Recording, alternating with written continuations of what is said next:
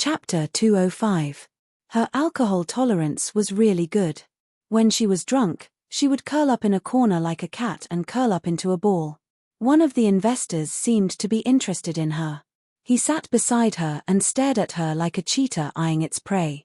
He wanted to take action, but considering that Lin Fengtian was present, he didn't have the guts and could only watch. How could he not understand the man's thoughts? Such a tempting and delicious food was in front of him, but he couldn't touch it, or eat it. Naturally, his heart was itching. However, Lin Fengtian seemed to be very protective of her, so it wasn't easy to take action. However, this woman was really too precious. She was drunk to this extent with just a glass of wine. She dared to barge into such a luxurious cocktail party with this little bit of skill. To her, this place was no different from a dangerous wolf's den. Didn't she know that she was like a tender lamb? With displeasure, Mu Yaja ruffled her hair until it was a mess.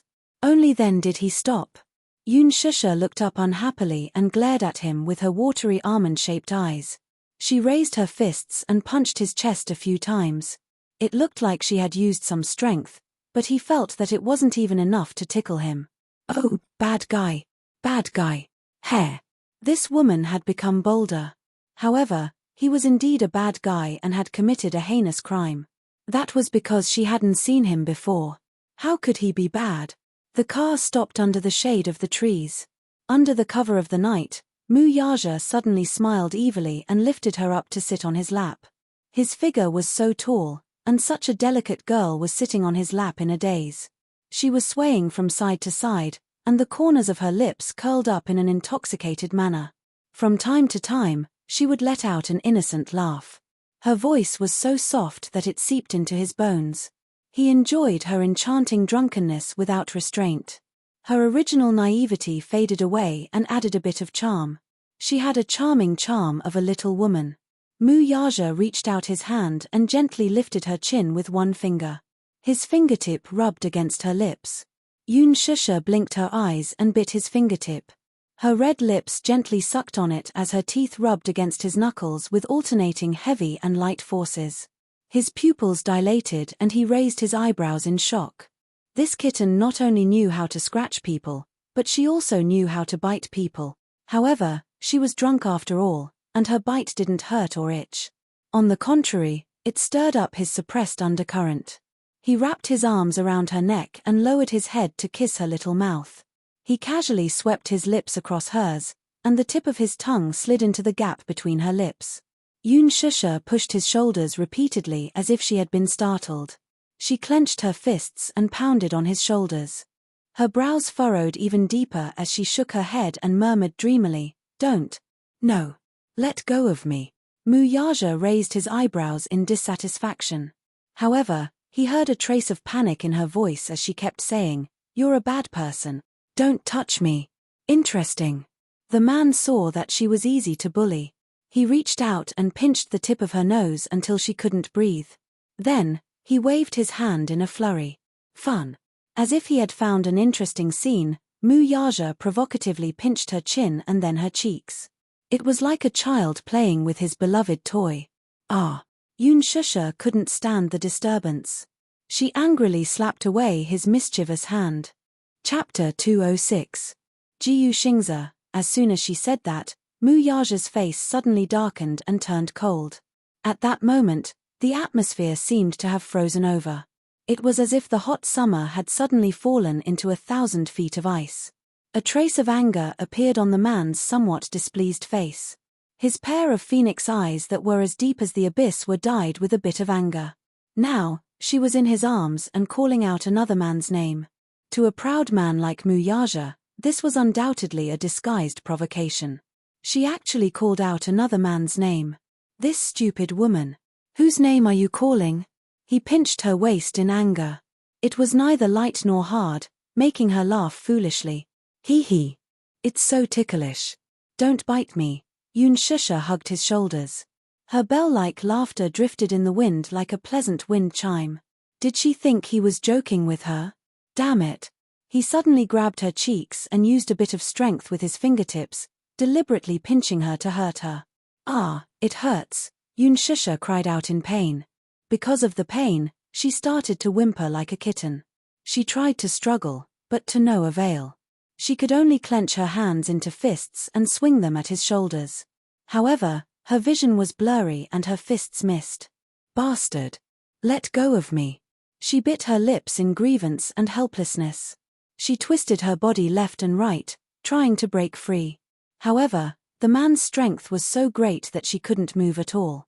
However, it didn't matter if she didn't move. Once she moved, their bodies would rub against each other and it would be hard to avoid a misfire. At this moment, due to her drunkenness, her body was boiling hot. Even through the gauze of her dress, he felt as if he was being ironed by her fiery skin. Unknowingly, his body was already drenched in sweat from trying to restrain himself. This woman didn't realize how terrible the consequences of her actions were. If she was sober, she would definitely see the man's handsome face right in front of her. It was terrifying. Who? The man forced her to raise her face and look him in the eye, his eyes glaring like a tiger. Whose name are you calling? Ji Xingze. The little woman's eyes widened as she stared at him with an innocent and playful smile on her face. Suddenly, she reached out her hand and with a smack, she cupped his handsome face and rubbed it. What? Isn't that Ji Xingze? Huff huff. His expression was blurred and intoxicated. It was obvious that he was quite drunk. However, he liked the way she looked when she was drunk. She was like a clingy kitten, snuggling into his arms, acting like a rascal and acting coquettishly as much as she wanted. It was as if his arms were her own world. That small face was truly captivating. Her charming eyes were like silk, and at this moment, her watery eyes were tainted with a bit of drunkenness. She looked at him with infatuation, as if she wanted to say something. That captivating charm made it seem as if water could drip out of her eyes. In the depths of her pupils, it was as if a charming flower had bloomed. What made him dissatisfied was that this woman seemed to be unable to recognize the situation in front of her, and even more unable to recognize who he was. Mu Yaja's cold eyes were filled with danger. Who am I? I don't know. Yun Shusha tried her best to pry his wrist away. She said pitifully, Ian. It hurts. Don't. Let go of me. Mu Yaja slowly narrowed his eyes. His face immediately darkened, and there was a faint murderous aura around him. Who am I? Mu Yaja was angry. He lowered his head and almost fiercely bit her lips. She groaned in pain. She couldn't avoid it, and her whole body shivered. The lips were the softest part of the face, especially her lips. They were as fragile as cherry blossom petals, sparkling and moist, as if they could be broken by the slightest breeze. When he bit down, his strength was not small, leaving a shallow but sexy bite mark. Go away. Bastard. Bastard. She patted him on the shoulder and muttered in her sleep, obviously dissatisfied with his bullying. What a stupid woman. Was she drunk? Was he that drunk? That drunk? Was she so drunk that she didn't even know who was in front of her and whose arms she was in? It was him today, so she was safe and sound. But if he hadn't been alert enough, would she have known what would have happened next? Would she have expected it? Where was the Ji Xingze that she missed so much? Would he be able to protect her? He sneered in his heart. He was very displeased with this woman's carelessness. If he hadn't predicted that there would be people who couldn't tolerate her and would try to trip her up again and again, if he hadn't appeared in time, she would have been swallowed alive and skinned until there wasn't even a trace of her left. What he was angry about was not that she was dead drunk. What he was angry about was that she clearly knew how much alcohol she could hold, yet she still let herself go. Could it be that she was so at ease? She was drunk and the person she met was him. If it was another man, would she also be able to show off her flirtatious side without any restraint? Were they like weak sheep that could be slaughtered at anyone's mercy? Mu Yaja's eyes were burning with fire. His usually cold eyes were tainted with flames, and he wanted to burn her to ashes. This stupid woman, how could he let her go so easily? He wanted to make her deeply aware of whose territory she was in and what kind of situation she was in. If he didn't let her experience some pain, she wouldn't know where she was wrong. His large palm reached into the hem of her gown and tore it forcefully. The priceless gown was torn into two by him. He threw the troublesome dress to one side and held her waist with his large palm, lifting her up high. "Who am I?" His cold voice sounded even colder in the breeze. It stimulated her misty thoughts and tried to pull her back to her senses. I don't know, look clearly, who am I?" Mu Yaja fiercely left a bite mark on her shoulder. He would never stop until he achieved his goal. Yun Shusha tried her best to open her eyes wide, but in front of her, it was already a blur. Her body was very special, and she had never touched a drop of alcohol. Drinking a glass of dry red wine in one gulp was her limit. The drunkenness came quickly and fiercely, but it faded slowly. Her eyes were still a blur, so how could she see a person clearly? What did he look like? She could only rely on her remaining senses to touch the man's face. It was cold from the night breeze. She touched his lips, which were similarly cold, thin, and biting cold. Mu Yaja saw that her mind was still unclear, so he fiercely pinched her again. Holding her face, he brought his face closer to hers. His pair of sharp eyes stared at her as he asked again, "Who am I?" Chapter 207. This time, she finally managed to get a good look at him. Her small face seemed to crumble as if the world had collapsed on it. "I don't know you." She sounded like she was throwing a tantrum. She didn't know him? Or was she trying to fool around under the influence of alcohol and pretending not to know him? Could it be that she was going against him on purpose? "You don't know me." Yun Shusha turned her face away. She didn't want to see him. She was using the alcohol as an excuse to throw a tantrum at him. Although she was in a dream, she could still recognize who the man in front of her was. But she was angry and didn't want to bother with him. Even if she didn't bother with him, he had ways to make her bother with him. Yun Shusha's body stiffened abruptly when she felt the hand roaming under her skirt. Her face instantly turned pale. "Don't touch me, Jerk, I don't want you. Go away. You have a fiancé and a woman. Why do you still want to provoke me? Why do I have to be bullied by you and suffer your anger? Why?" He had a fiancé, didn't he? She even saw him hugging Tangyu and rubbing their heads together after they got off the dance floor. He was no different from other men. He was an animal who thought with his lower body. Mu Yaja continued to turn his face around. His eyes were half-lidded and his lips were cold. Thinking about it made her even angrier. She said angrily, "I want to get off the car." The moment she said that, the man pulled her arm forcefully. Mu Yaja scooped her up and pulled her into his embrace. Yun Shusha was shocked. She couldn't help but gasp. In the blink of an eye, he had already carried her up and straddled her. Mu Yaja's eyes revealed a playful smile. He lifted his thin lips and said in a low and seductive voice, "Woman, do you have to be stubborn with me? Call my name." "No." Mu Yaja was dissatisfied with her stubbornness. He rubbed her plump breasts through her clothes. "Scream." Yun Shusha's body trembled slightly. Her face immediately tensed up as a bad premonition arose in her heart. Yun Shusha struggled uneasily, but the man clasped her waist tightly. His large palm pressed against her back, pressing her even closer to his chest. The two faces were so intimately close, the tips of their noses touching, and the breath of their lips touching. Such a close distance really made her feel uncomfortable. Looking at the demonic handsome face that was just inches away, Yun Shusha helplessly pushed against his chest. This man, how could his strength be so great that she didn't even have the slightest room to struggle? She looked away helplessly, but her chin was tightly pinched by his long fingers. She was forced to face his face. She was forced to look at his face. Her eyes narrowed in pain and were faintly moist. Her soft red lips were crystal clear, just like a delicious cherry. He fiercely captured her lips and sucked on them. That soft and sweet feeling was even better than what he had imagined. Once he kissed her, he couldn't stop. His body heated up and he greedily wanted more. Kissing her cherry lips, his right hand reached into the hem of her clothes. He was in the mood and continued to do what he hadn't done earlier. Her body was extremely sensitive. Just a light touch and she couldn't help but tremble.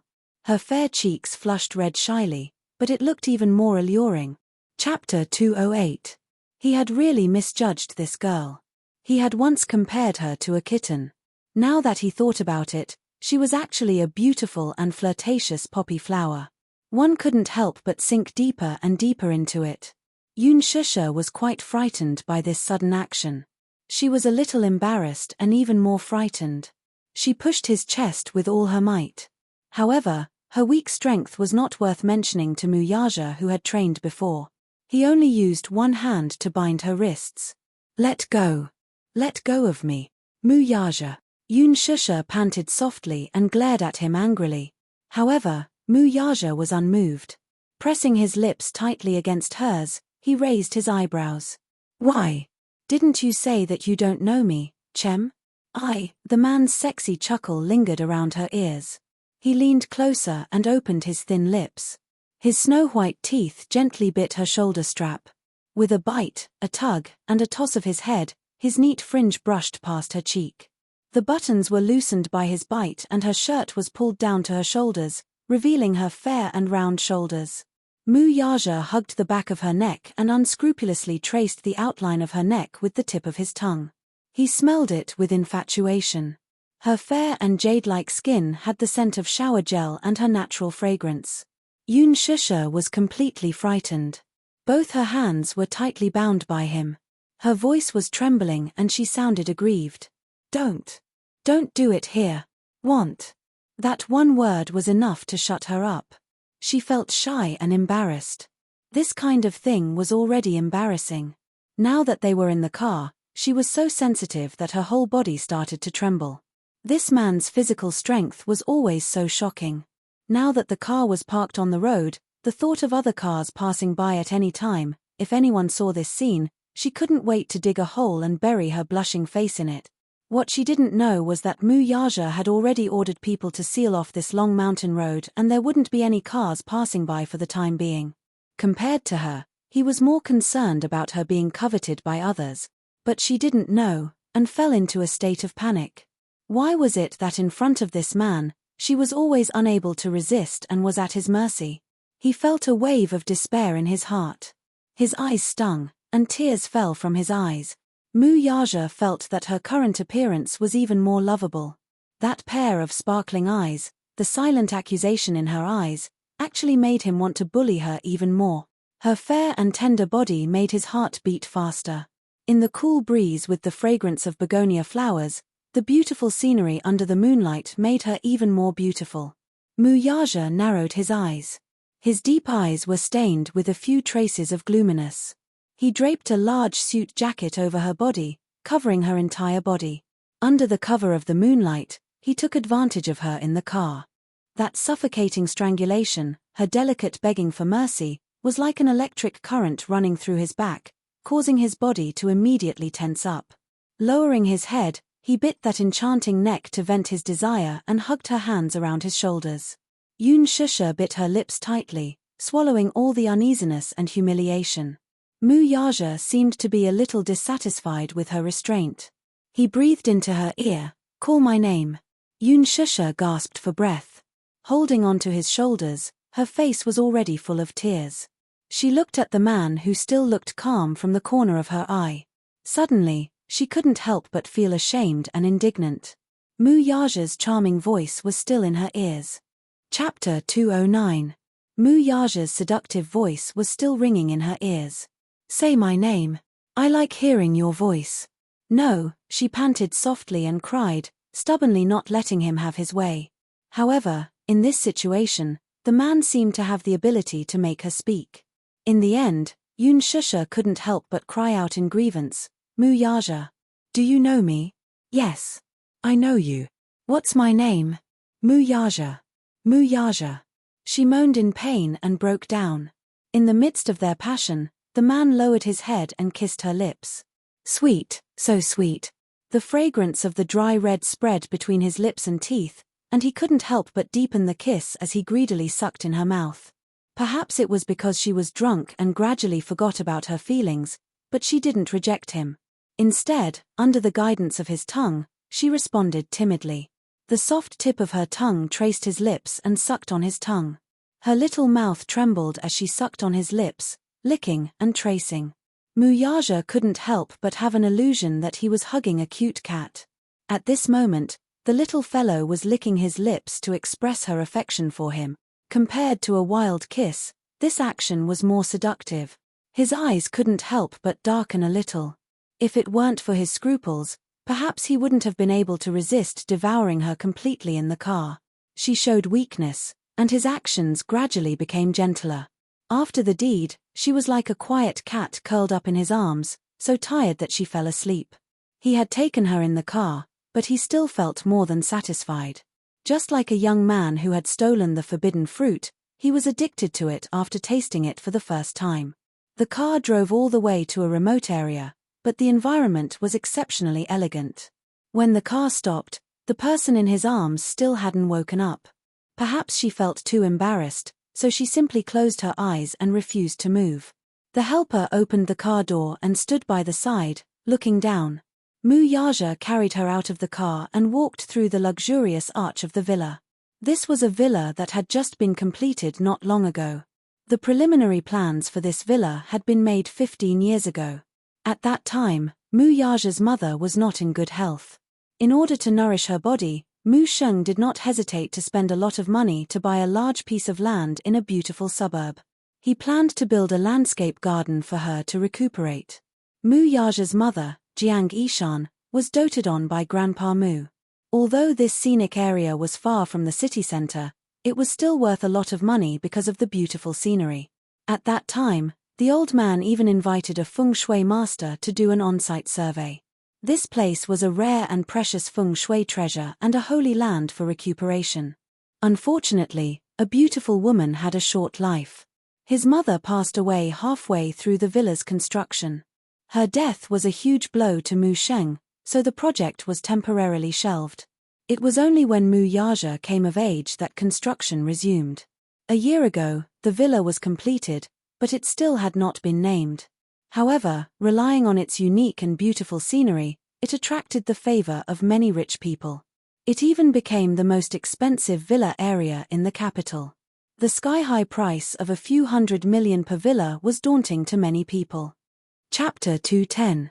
This villa was designed in accordance with the Chinese retro garden style, with rockery, flowing water, pavilions, terraces, and pavilions. It was elegant yet luxurious. Grandpa Mu just had to casually say that it was under Mu Yaja's name, which made many people in the Mu family jealous. Naturally, Grandpa Mu's love for him was self-evident. However, there was nothing wrong with that.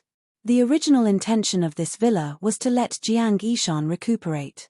Now that she was no longer around, Grandpa Mu had poured all his love on him. Once they were in the bedroom, Mu Yaja carried her to the bathroom and cleaned her body.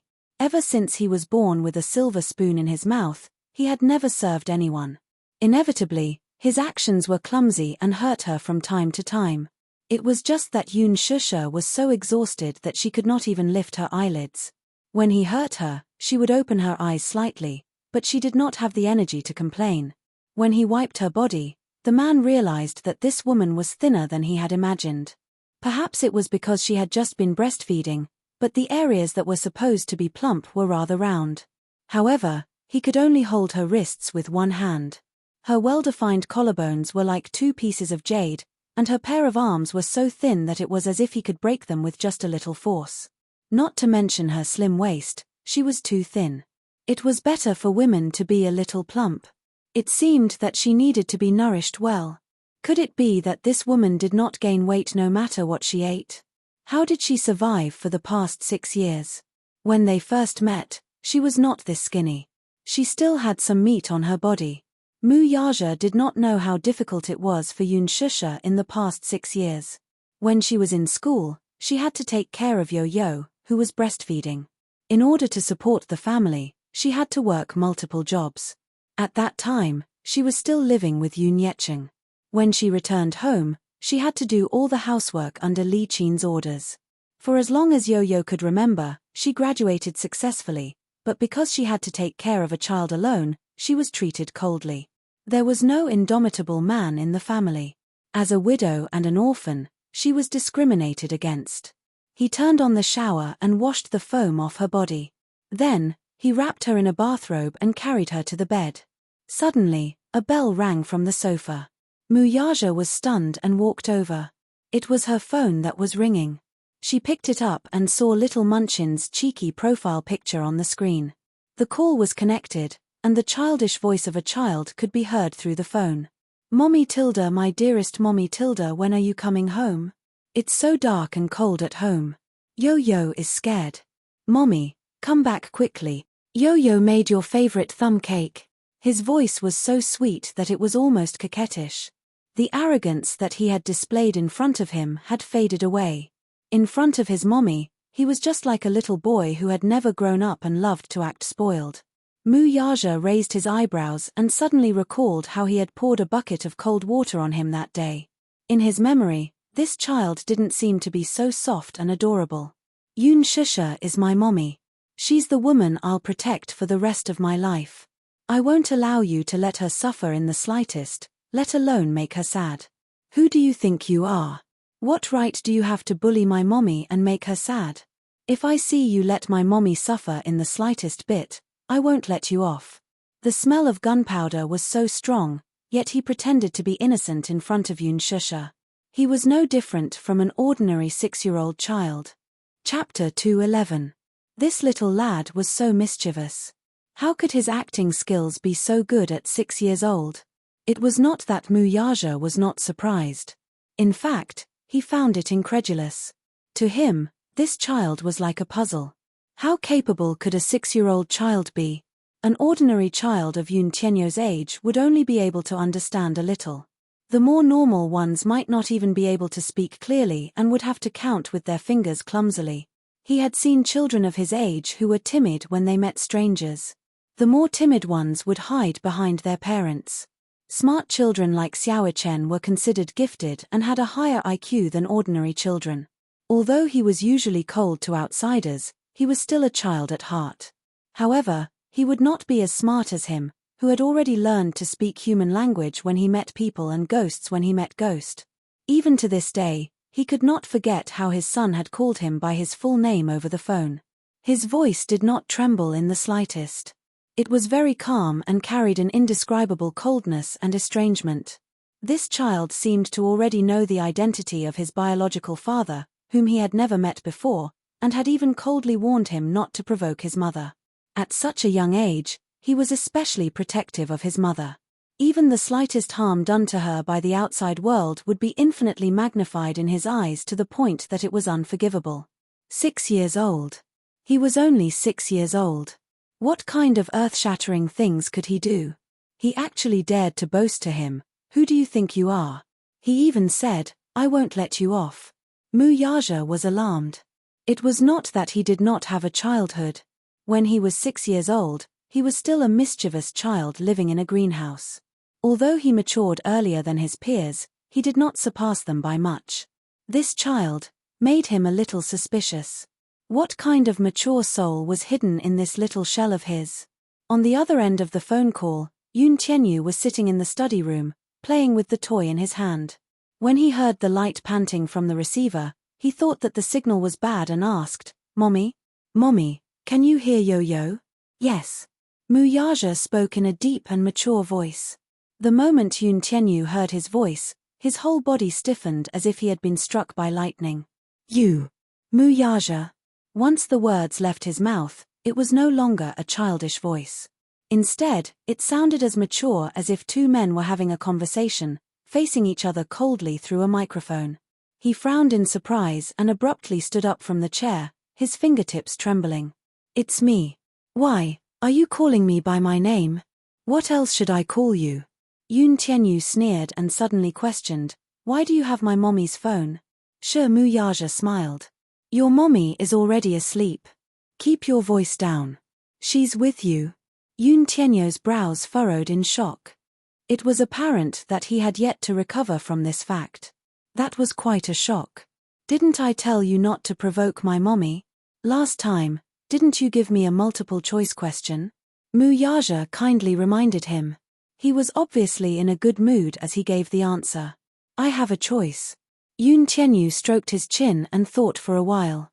"Family or enemy, choose one." "Mr. Mu, I think you've misunderstood something," Yoon Tianyu said coldly. "I regret it." Chapter 212. Mu Yaja could not help but laugh. Where did this child learn to speak so forcefully? Be it family or enemy, your choice has nothing to do with me. In any case, you are not my family. The little lad's voice suddenly deepened. Return mommy to me. I advise you not to touch her. Yun Tianyo's voice was as cold as ice, making one shudder.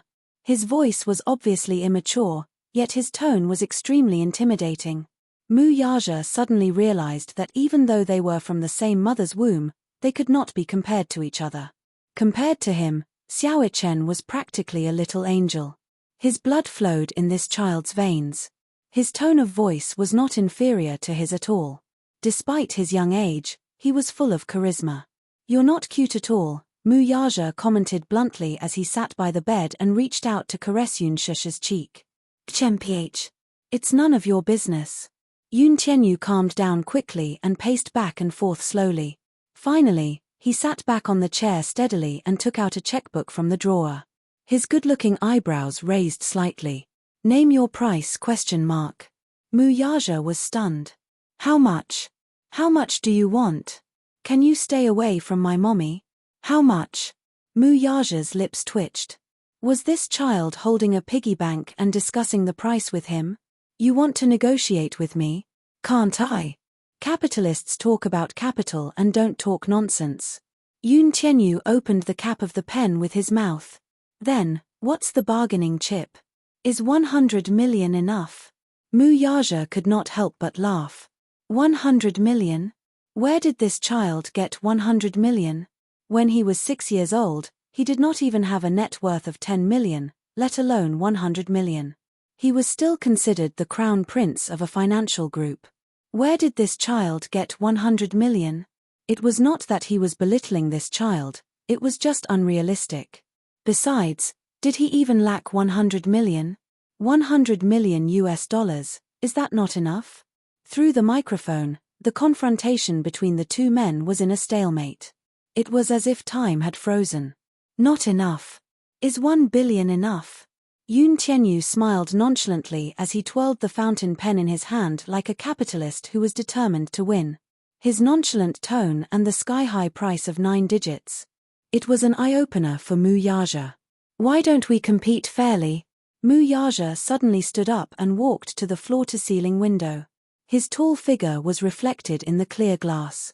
The smile on Yun Tianyu's lips froze. Fair competition?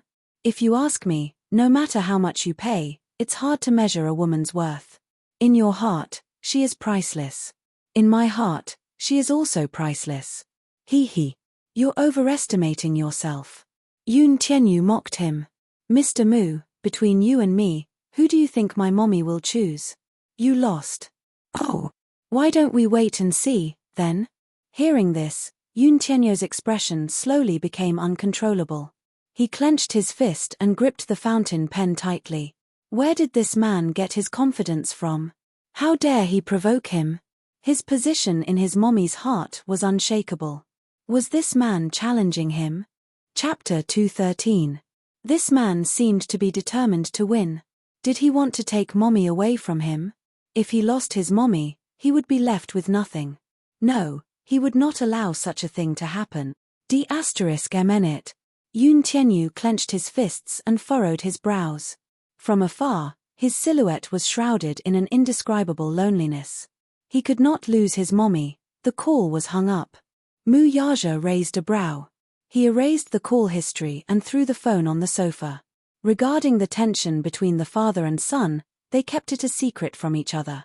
He would not let Yun Shusha know about the conversation between him and the child. Similarly, that clever child would also hide this from her. Moreover, in front of her, she would still pretend to be innocent and well-behaved. When he returned to the bedside, the woman on the bed was still sleeping soundly. She was so deep in her sleep that she did not hear the tense confrontation between the father and son earlier. She hugged the blanket and snorted a few times like a kitten. Her voice was so soft that it was almost inaudible. He reached out to adjust the blanket for her. In her sleep, she seemed to be dissatisfied with the disturbance. She grumbled a few times, adjusted her sleeping position, and fell back into a deep sleep. He was already tipsy from the alcohol, so he did it again in the car. He wanted to go back here and continue, but she was exhausted. Her delicate face could not hide her tiredness, so he decided to let her go tonight. Yoon Tianyo's question seemed to still ring in her ears. Don't provoke my mommy. The young child was like a small beast that had been threatened. His entire body was covered in thorns. Whether it was his words or his tone, it was as if he would not stop until he was in pain. However, it was understandable. Although Yoon Tianyu was cold, he was very pure and innocent in nature. All these years, in his pure and innocent world, she was the only one who seriously played the role of a family member. Yoon Shusha was the only one who took care of him meticulously and truly loved him to the core. No matter how successful a 6-year-old child was, he was still very dependent on his mother. Now that he and another child wanted to barge in, how could Yoon Tianyu not be on guard? How could he not take a defensive stance? On the phone, his tone was stiff and distant, but she could vaguely hear the helplessness and nervousness in his words, and even fear. But did he really provoke her? Mu Yaja frowned slightly. There was a helpless look on his face. If he wanted to provoke her, he wouldn't have let her go 6 years ago. He knew his personality better than anyone else. He was never passionate about something. However, once he wanted something, he would never give it up. Deep down, he was a nostalgic person. The phrase liking the new and hating the old did not apply to him. He also knew that he was born into a wealthy family, so he had no choice. The rich and powerful families were deeply intertwined and had too many interests involved. Especially for a rich and powerful family like the Mu family, there were too many schemes and schemes. Every step they took was as if they were treading on thin ice. Every step they took was as if they were treading on thin ice. With his status, the women around him definitely wouldn't last long. Chapter 214. More than a decade ago, his mother passed away. That parting of life and death was like a rib being cut off from his body. He did not want to experience that feeling again. Hence, he had always spared no effort to build a high wall around Xiaochen to protect him. She was like a small fish to him. He had once let her go out of kindness, wanting to give her a free future.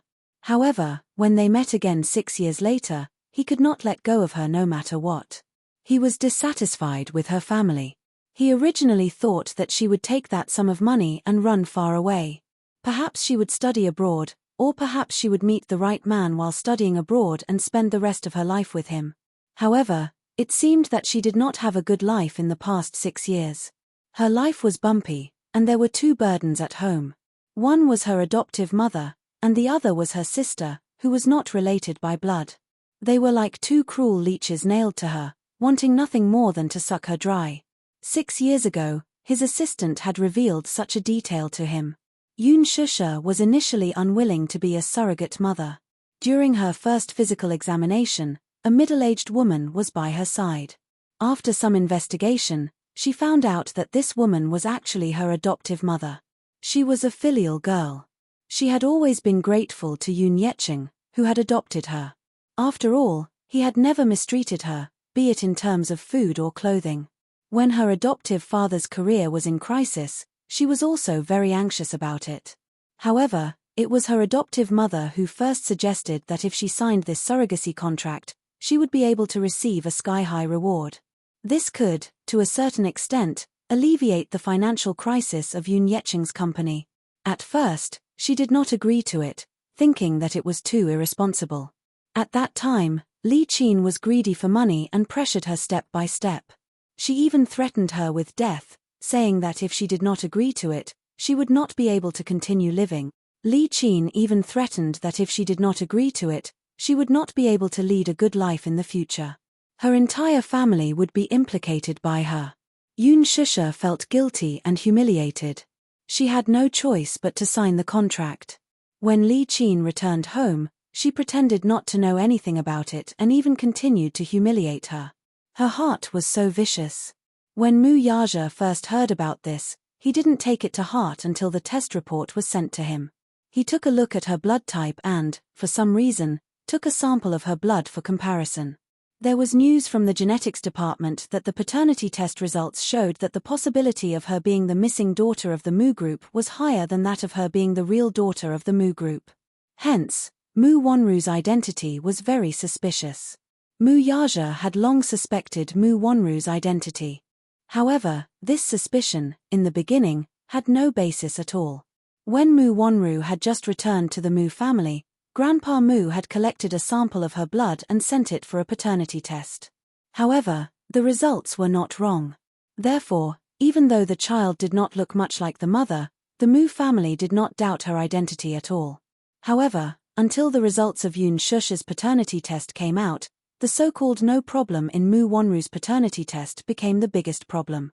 Who was the one behind all this? Mu Wanru? Impossible. How old was she at that time? What ability did she have to steal the test report? Someone else must have done something behind this. Chapter 215. Who could it be? In fact, he had already suspected Mu Wanru's identity a long time ago. When Mu Yaja was still young, Mu Sheng brought the 9-year-old Mu Wanru to him and told him that she was his future fiancée. Although he appeared nonchalant on the surface, he was very resistant in his heart. When Mu Wanru first came to the Mu family, Grandpa Mu was in a good mood and did not do a paternity test immediately. He only collected a blood sample and delayed the DNA test. It was only then that he realized that the girl's appearance seemed to be slightly different from her biological mother's. Be it in terms of eyebrows or facial features, they did not resemble each other at all. Hence, Grandpa Mu carried out the DNA test with a suspicious heart. At that time, Mu Wanru was still young and did not know anything about this matter. What could she possibly do at her age? When the test results were out, they were a perfect match. Even though Grandpa Mu found it strange, he did not take it to heart. He just thought that the child was still young and her facial features were not fully developed yet. When Mu Wanru reached adulthood, her facial features were already fully developed, but her appearance was worlds apart from that woman's. This aroused Grandpa Mu's suspicion once again. Mu Qingcheng, that was that woman's name. She was an adopted daughter that Grandpa Mu had met when he was middle-aged. She was not related to him by blood. Mu Yaja did not know much about this woman. He could not find a complete version of her information. It was as if someone had deliberately sealed her past. This person was most likely Grandpa Mu. Most of Mu Qingcheng's belongings were also cleaned up. Grandpa Mu was afraid that he would think of her when he saw them, so he sealed them in the basement. Only the jade pendant was left on him. He took it out at all times and stared at it in a daze. However, Mu Yaja did find out some clues about her background. Back then, in the capital, Mu Qingcheng was just a lowly singer in the Paramount nightclub. At that time, before she was adopted by the Mu family, her stage name was Qingcheng. It was said that she was an orphan and had no name. At that time, the capital was far from being as prosperous as it was now. However, with the economic reform, many wealthy families were quietly born. Even so, at that time, the Mu family, as a century-old wealthy family, was still the most powerful family in the capital. At that time, there was a bustling commercial street in the capital. Now, it was just a street of bars. At that time, bars and nightclubs had not yet become popular. Cabarets and dance halls were the most important places for the rich to spend time after their meals. The Paramount Karaoke was located in a bustling area and was one of the many properties under the Mu family's name. Paramount Ballroom was about to close down due to poor management. Later on, the owner of the dance hall somehow managed to find Mu Qingcheng, his treasure. Not only did she have a naturally good singing voice, but she was also good at ballroom dancing. What was even rarer was that, just like her name, she had a beautiful face that could topple cities. She was unparalleled in her generation and was famous for a time. Because of this, as time passed, her status in the dance hall gradually rose. Even the business of the originally declining dance hall flourished. She even stole the business of the most popular dance hall at that time. Chapter 216. The other club owners were all itching to get their hands on this treasure. They all offered high prices and tried to get their hands on this treasure. This was a money tree that was guaranteed to bring in profits and never lose money. At that time, there were many people trying to steal her. However, Mu Qingcheng was a woman who cared a lot about relationships. Even though the other club owners promised her much better treatment, she remained unmoved. Since then, Mu Ching-cheng was recognized as the #1 singer in the city. She established a position that no one could surpass. Later on, the Paramount's business became more and more prosperous while the other clubs' business became more and more quiet. In the end, there was no other way. The other clubs had to close down, leaving the Paramount alone in the city. The club owner treated her very well and never mistreated her.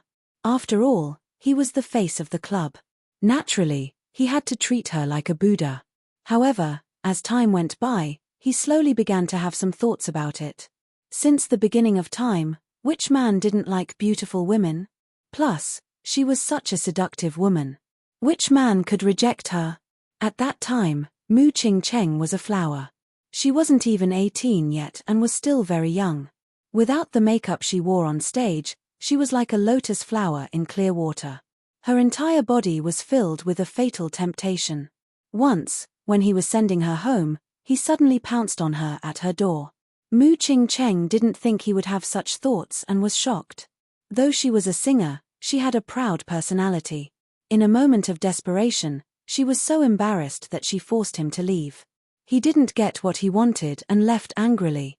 However, she didn't know that this scene was secretly filmed by a tabloid reporter and published in the newspaper. Therefore, the rumor about the dancer's impurity became a hot topic in the city. In just one night, her life had undergone an earth-shattering change. Originally, in the eyes of the customers, she was sacred and inviolable. However, as her scandal spread throughout the city, her image fell.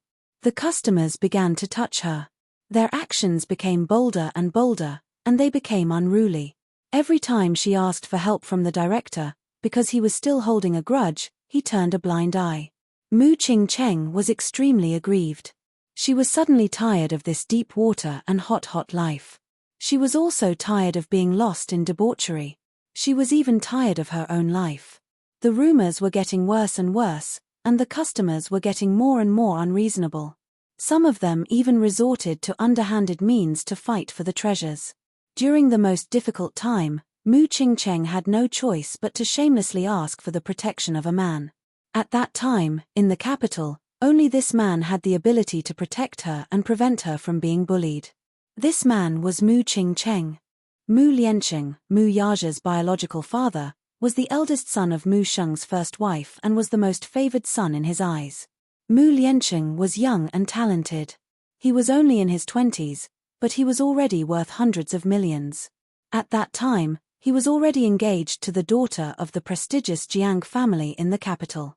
Chapter 217. Be it in the past or present, Mu Wanru's appearance could be said to be a natural beauty. Her beauty, on the other hand, could not even be compared to her pinky. Hence, when Mu Wanru came of age, he did another DNA test for her. Somehow, Mu Wanru found out about this matter and hurriedly bribed the geneticists to secretly tamper with the DNA report. Mu Sheng, however, was kept in the dark and only thought that Mu Ching-cheng's beauty had no successor. Mu Yaja, however, was aware of this. Before Mu Wanru, he had gotten his hands on the DNA test report without anyone noticing. Hence, he had long known about Mu Wanru's fake identity. Poor Mu Wanru. She was smart for a while but foolish for a lifetime. She only knew that through simple tampering, she thought that she could deceive everyone and hide her identity to the end, continuing to be a rich young lady in a dignified manner. Alas, she had no idea what kind of person Mu Yaja was. Ever since he was born, he had walked through the bloodshed of the rich and powerful. Power, wealth, competition, and scheming. Mu Wanru probably did not have the slightest knowledge of all the schemes he had seen. Mu Sheng was old. Although he was a scheming old ginger was spicier with age, no matter how old a ginger was, it was no longer shrewd at his age. It was inevitable for a withered tree to become muddle-headed. Still, he was not old. Mu Wanru could scheme against him, but she could not scheme against Mu Yaja. Mu Wanru alone was not enough to make him take action. He had always suspected that Mu Wanru was hiding a shocking conspiracy behind her. This was also the reason why he did not make a move. Old Master Mu was already old. Even though he was still the chairman of Disheng Financial Group in name and held the largest share of the company's shares, now that he had retired, he could entrust everything in the financial group to his most favored grandson and enjoy the rest of his life in peace. However, he was old and did not have much time left. Hence, it was inevitable that some people would set their sights on his inheritance rights. Although Mu Yaja was the rightful heir and the future head of the Mu family, the rest of the Mu family might not sit by and do nothing even if the old man gave his approval. Grandpa Mu had 3 wives, and the first wife only had one son, Mu Yaja. Mu Yaja was the only son of Mu Lianqing and Jiang Yishan, but it was not as if there was no one else in the Mu family other than him. With Grandpa Mu's health deteriorating in recent years, those who coveted the position of the Mu family's heir could no longer sit still. Women had always been the victims of power struggles in the rich and powerful families. When Mu Yaja held Yun Shusha's DNA report, he did have some thoughts about it. Since she was the real daughter of the Mu family, and Mu Wanru's identity was fake while hers was real, then everything should be returned to its rightful owner. In that case, Yun Shusha was his real fiancée.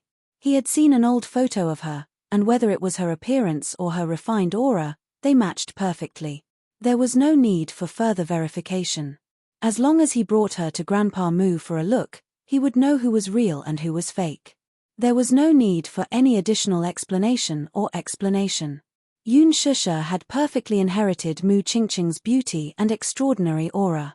This was the best evidence. However, he did not do so. Chapter 218. A pure and kind girl like her should have a better place to belong to. To him, women were dispensable, and his wife was just a title. All women were the same. He told himself that he would never understand true feelings.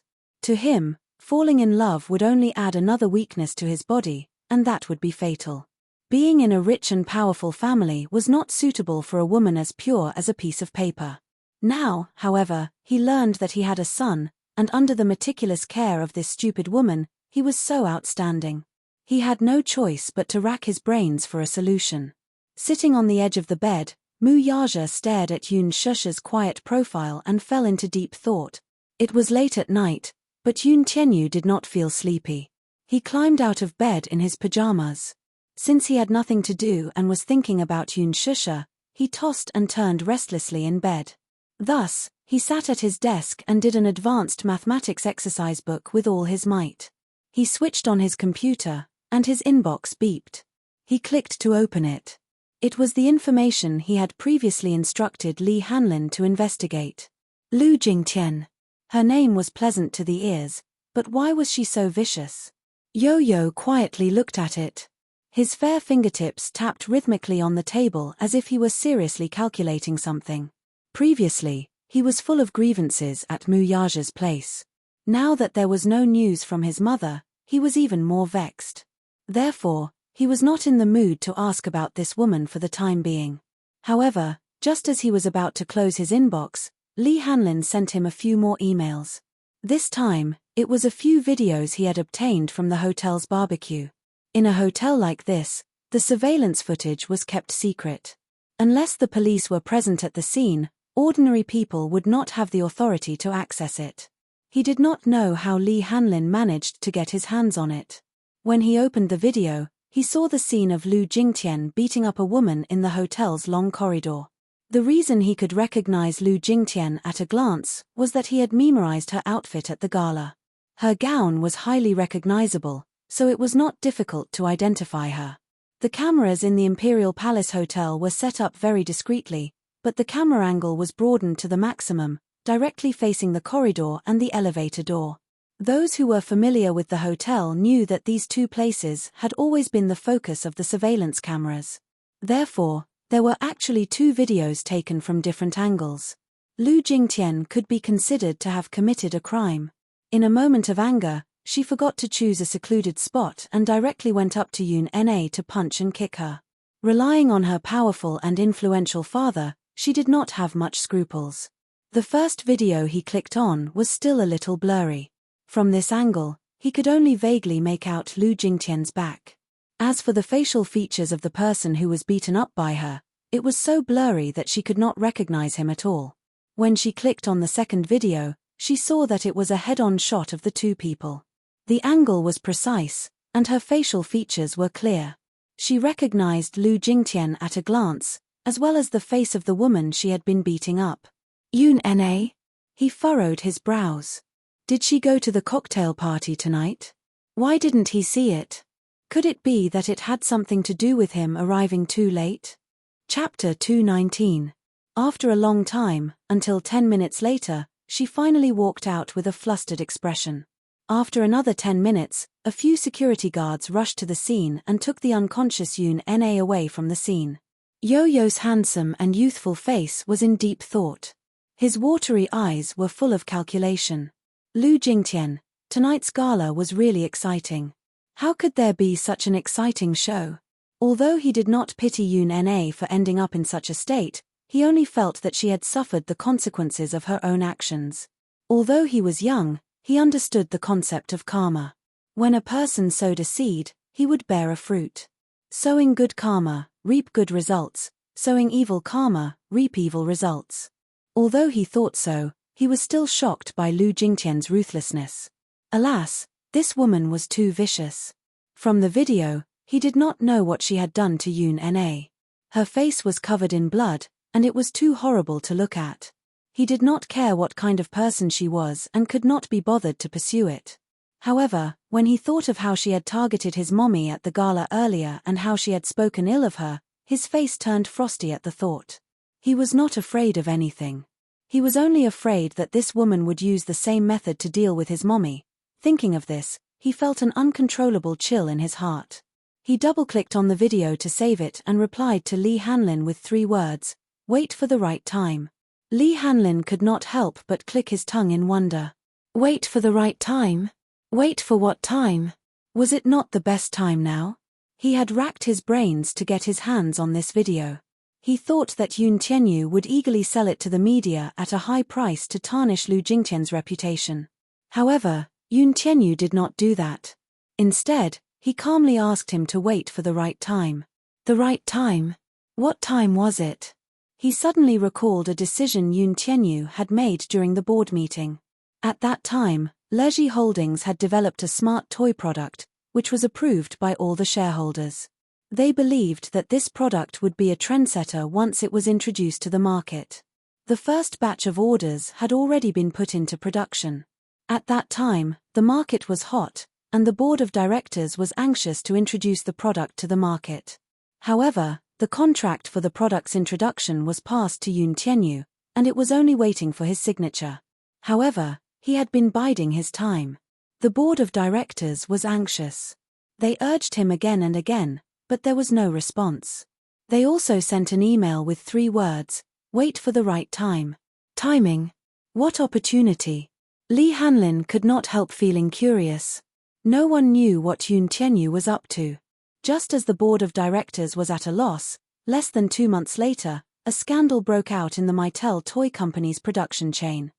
After an investigation by the International Supervisory Committee, it was found that the heavy metal lead content in the wooden toys produced under the company's name was excessive. In the risk assessment, there were problems such as excessive amounts of toxic solvent residue, and even the surface coating was prone to discoloration. Mattel Toy Company was one of the leading toy manufacturers and was also Lergy Holdings' biggest competitor. The building blocks they produced were very popular all over the world. Therefore, once this scandal was exposed, the whole world was shocked and his reputation hit rock bottom. At that time, parents were very concerned about the quality of toys. Chapter 220. Lergy Holdings struck while the iron was hot. They released an announcement letter, an internationally authoritative product inspection report, and mercilessly criticized Mattel for its unscrupulous behavior. Because of this, Lergy Holdings held a grand product launch using Mattel as a stepping stone and made a beautiful comeback. That quarter, Lergy Holdings occupied a total of 60% of the global toy market. It was also after this incident that the board of directors was in awe of this mysterious shareholder. Yoon Tianyu once said that he would not make a move easily, but once he did, he would not give his opponent any chance to make a comeback. When he said this, he was nonchalant, but thinking about it now, it was chilling. For a 6-year-old child to have such business acumen and shrewdness, what was even more commendable was that he also had such charisma. No matter who it was, they would be shocked by him. Naturally, Yoon Tianyu would not tell him what he was waiting for. He had his own plans. Asterisk warmth filled the room. It was rare for Yoon Shusha to have such a good sleep. In the past, she had not been sleeping well. Most of the time, she would have nightmares, but this night, her sleep was exceptionally peaceful. At dawn, her biological clock, which had always been accurate, woke her up. The curtains were tightly drawn, so no light could pass through. The room was filled with darkness, but it was so oppressive that she almost couldn't breathe. Her head, which was hung over, started to hurt. The acid in her stomach kept churning, making her feel extremely uncomfortable. Sleepily, she reached out to touch her throbbing temples. However, a broad palm was one step ahead of her. It rested on her acupoint, and the slender fingers massaged it with just the right amount of strength. With a moderate amount of massage, the swelling pain in her head subsided a little. However, by the time she realized where this hand was coming from, with a buzz, a white light exploded in Yoon Shusha's head. It was so dazzling that she lost her sight. She secretly peeked at the scene in front of her through a slit. She did not dare to open her eyes wide. She saw a man lying face to face beside her. His long arms held her against his chest domineeringly. Both of them were naked with only a blanket covering them. She looked down from the corner of her eyes and saw the hot scene. Her cheeks immediately became hot, and even her ears were red as if they were about to bleed. The man's body was well built. She had seen him in a suit before. He was tall and slender, but she did not know that his body under the suit was so fit and well proportioned. This scene undoubtedly caused her mind to be in a mess. Messed up. Even her breathing was messed up. Yoon Shusha vaguely recalled last night's scene. That blushing and heart-pounding scene flashed before her eyes. She could not help but feel her throat tightened, and her breathing became difficult. Although she was not good at drinking, she could still remember. In her memories, the man's holding her in his embrace, sat her, and they were so gentle that they seemed to melt into each other's flesh and blood. The more she recalled, the more. Her eyes could not help but redden. God, what stupid things had she done? She secretly blamed herself. She was clearly not good at drinking, but she still forced herself to drink a glass. That glass had caused her to be in trouble. How could she have been eaten up so cleanly just like that? Chapter 221. Sensing her slight movement, the man woke up as well. He had always been a light sleeper. When he was young, under Mu Sheng's arrangement, he had entered the special military camp for special training. Hence, he had an amazing sense of danger. Even the slightest movement in his sleep would wake him up in an instant. "You're awake." Mu Yaja lowered his head and inched closer to her. His warm breath brushed against her cheek, causing her face to flush red instantly. His voice was hoarse and languid, as if he had just woken up from a dream. His deep voice was actually so magnetic. The man's question startled her, though, and her heart thundered. She did not respond and immediately shut her eyes tightly. Her whole body stiffened as if petrified, and she did not dare to move recklessly. This was her first time sleeping with a man. She was so nervous that she could not even control her breathing. One moment, her breathing was rapid, and the next moment, she held her breath. Her nerves were extremely tense. One must know that she had never been in a proper relationship before. She had not even held a man's hand before. This was her first time sleeping with a man on the same bed. She was so nervous that she did not even know where to place her hands. Mu Yaja could not help but laugh. This woman was actually pretending to be asleep in front of him. Her acting skills were terrible and could not even compare to her precious son's natural acting skills. He could tell at a glance that she was pretending to be asleep. "I know you're awake." Yoon Shusha's heart skipped a beat when she heard this, but she still kept her eyes tightly shut. She suddenly turned around and pretended to mumble incoherently as if she were sleep-talking. Her body, however, inched toward the edge of the bed, only wanting to get as far away from this vile man as possible. The man got up slightly and lazily propped his head up with one hand as he looked at her with a smile. It was as if everything she was doing now was just a meaningless struggle. Seeing that she had already moved to the edge of the bed and was about to roll off if she moved even a little more, he could not stand it any longer and teased, "Now you know to run away?" Muyaja laughed inwardly. This woman was really stupid. He had already eaten her dry, but now she wanted to run away. Was it too late? The man reached out and scooped her up with his long arms. Yun Shusha felt the world spin in front of her eyes.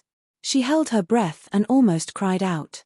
When she secretly opened her eyes again, she saw the man's handsome face magnified in front of her eyes. Muyaja flipped over and used his arms to support her. He held her under his body and enjoyed her incomparably shy expression. Yun Shusha was incomparably vexed. Heavens, why did she have to wake up? Why didn't she just keep sleeping?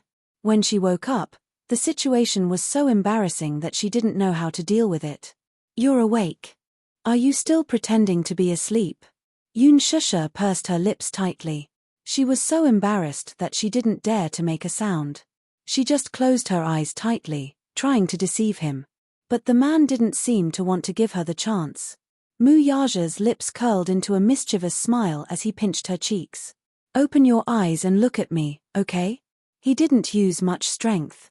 Yun Shusha clenched her teeth, but she still didn't want to open her eyes. Opening her eyes would only make her more ashamed and unable to show her face. On the soft king-sized bed, it was his world at that moment. She didn't want to open her eyes, but he had plenty of ways to wake her up. Chapter 222. Pressing down on her, in this position, he possessed her. Even though she was somewhat resistant and repulsed, her reaction was not as intense as the first time. Her weak struggle was not worth mentioning to Muyaja. In the depths of love, she could only blindly bury her little face into his neck and endure silently. This delicate appearance was simply like an aggrieved kitten, whining and protesting weakly from time to time. Her hot breath blew against his ear, but it was undoubtedly a disguised form of torture to him. Little did she know that her actions had triggered a hidden undercurrent in him, almost turning him into a beast and devouring her until not even her bones were left. Undoubtedly, in this aspect, Muyaja was a man with a lot of energy. Compared to him, her stamina was really poor, and in the end, she was actually a little dazed. There were a few times when he wanted to get her on top of him. However, her body was extremely weak, so he had no choice but to press down on her like this a few times, which could be considered to have satisfied him. When dawn came, he stopped. As for her, in the end, she could not resist the fatigue and her body was extremely weak. She fell onto the bed and was unwilling to move. Her eyelids were extremely heavy, and she could not lift them no matter how hard she tried. She turned around and quickly fell asleep. The spacious room was filled with a charming atmosphere that was unique to those who had just had sex. Until his heavy breathing slowly calmed down, he was secretly a little puzzled. When did he become so greedy for women? She lay on her side, her body unconsciously curled up into a small ball. Her messy black hair was scattered around the pillow, half covering her jade-like cheeks, and there was an indescribable charm to her. Her sleeping position was always curled up. He had once read a psychological study that said that women who slept in this position would always subconsciously lack a sense of security. Her appearance looked a little helpless, and it really made one feel pity for her. Muyaja lowered his head to look at her again. With just one glance, a certain part of him was stirred up again. This woman was really like a demoness from ancient times. She was born with the ability to bewitch people. Even if she was lying there motionless, her calm posture was always so bewitching. He pulled her into his arms and carried her off the bed. He went into the bathroom and cleaned her up. In the meantime, he summoned the servants and ordered them to remove the dirty sheets. In her hazy state, she only felt a warm hand gently wiping her body with a towel. And who was it that carried her to bed? The man's strong and long arms wrapped around her waist as they fell asleep in each other's arms. For the entire night, all she could hear was the sonorous and powerful heartbeat. Thump, thump, thump. For some reason, it was so calming. It was as if he was being carefully protected by someone. That night, she slept very soundly. It was as if she had not had such a peaceful dream in a long time. Just like that, he fell asleep in a daze. Half asleep and half awake, he slept all the way till dawn. When he woke up again, his stomach was growling with hunger. Outside the window, the sun was already shining brightly. He turned his head to look at the electronic clock on the bedside table. It was already 1 in the afternoon. This sleep was so deep that he did not even have a sense of time. Chapter 223. The window was slightly ajar, and the wind blew in through a corner of the curtains. The fresh wind blew in, blowing away the charming atmosphere in the room. Yoon Shusha gradually regained her consciousness. She lay flat on the bed. Her waist and abdomen were unbelievably sore. Especially her thighs, there was still some tearing pain. There was an empty space on one side of the bed. He must have left. At this point, she could occupy the entire bed as she pleased. Reaching out, Yoon Shusha covered herself with the blanket. She was furious and embarrassed. She tossed and turned on the bed, but her heart was weak. She could faintly smell the man's unique fragrance again. She felt a little repulsed, but at this moment, she didn't even have the strength to lift the blanket. He got out of bed and looked around, only to find that the bedroom was surprisingly big. She walked out of the room. The marble floor of the living room was cold as her bare feet stepped on it. There was a pile of brand new clothes neatly placed on the sofa. The reason why it was brand new was because the labels on the collars had not been cut off in time. The clothes were all very beautiful. Although the style was simple, the quality was top-notch. Just by touching the material of the clothes, she could vaguely guess the price and brand of the clothes. Then, she lowered her head to look at the price tag of the clothes. They were all expensive brands, and most of them were luxury goods. Originally, she didn't want to accept the clothes that the man sent over. However, she lowered her head and looked at the bathrobe on her body. She couldn't always walk around in a bathrobe, so she took the clothes into the bedroom and changed. Just as she finished changing, her phone suddenly rang. She was shocked and walked over to pick up the phone. The incoming call was from Ji Yuxingze. She was slightly taken aback. Given the current situation, she even felt guilty to pick up this call. But why did she feel guilty? Yoon Shusha was conflicted. She didn't answer the call for a long time. After a few seconds, the phone rang again. It was still Ji Yuxingze calling. She pursed her lips and picked up the phone. "Hello, Shusha." On the other end of the phone, Ji Yuxingze's voice was a little hoarse, but his tone was gentle. He was afraid that he would scare her. The concern in his voice could not be concealed, causing her eyes to become slightly hot. She walked to the window and pulled the curtains wide open. The sunlight that came in immediately stung her eyes. "Yes, Xingze. I heard from Qin-ju yesterday that you drank some wine and got drunk. Are you at home now?" Yoon Shusha didn't know how to respond. She didn't even know where she was right now. Outside the window, there was an elegant scenery. This villa was located at the highest point, overlooking the entire villa garden. The scenery was beautiful. It's good that you're home safely. Did you just wake up?" On the other end, Ji Yuxingze mistakenly thought that she had just woken up and said, "I'm downstairs. Would you like to have a cup of tea with me?" Yoon Shusha was shocked and blurted out subconsciously, "I'm not home." There was a long silence on the other end. "Where are you?" Ji Yuxingze was a little confused. The car was parked downstairs. He got out of the car and looked up at the dark window of her house. He frowned slightly. "Where are you? I'll come and pick you up." Chapter 224. Yeah. Ji Yuxingze wanted to say something but stopped himself. He only responded with a hum. He wanted to say something, but he realized with frustration that he was in no position to say anything. Yoon Shusha was also very embarrassed. They were separated by a phone. They could hear each other's breathing through the phone. Both of them were silent for a while. It was a long silence. It was as if time had stopped. That was until she heard Ji Yuxingze's faint sigh from the other end. "Shusha, don't be afraid." Yoon Shusha widened her eyes in surprise. "Are you with him?" Ji Yuxingze asked tentatively. The word him reminded her of what had happened last night. Yoon Shusha's scalp went numb. She nodded blankly. She seemed to have forgotten that they were separated by a phone and could not see each other. "That man is not as simple as you think. You'd better not have anything to do with him." Ji Yuxingze's voice revealed an inexplicable anxiety. That man was not as simple as he seemed. It was only yesterday that she truly understood the man's identity. The Mu family was the richest family in the capital.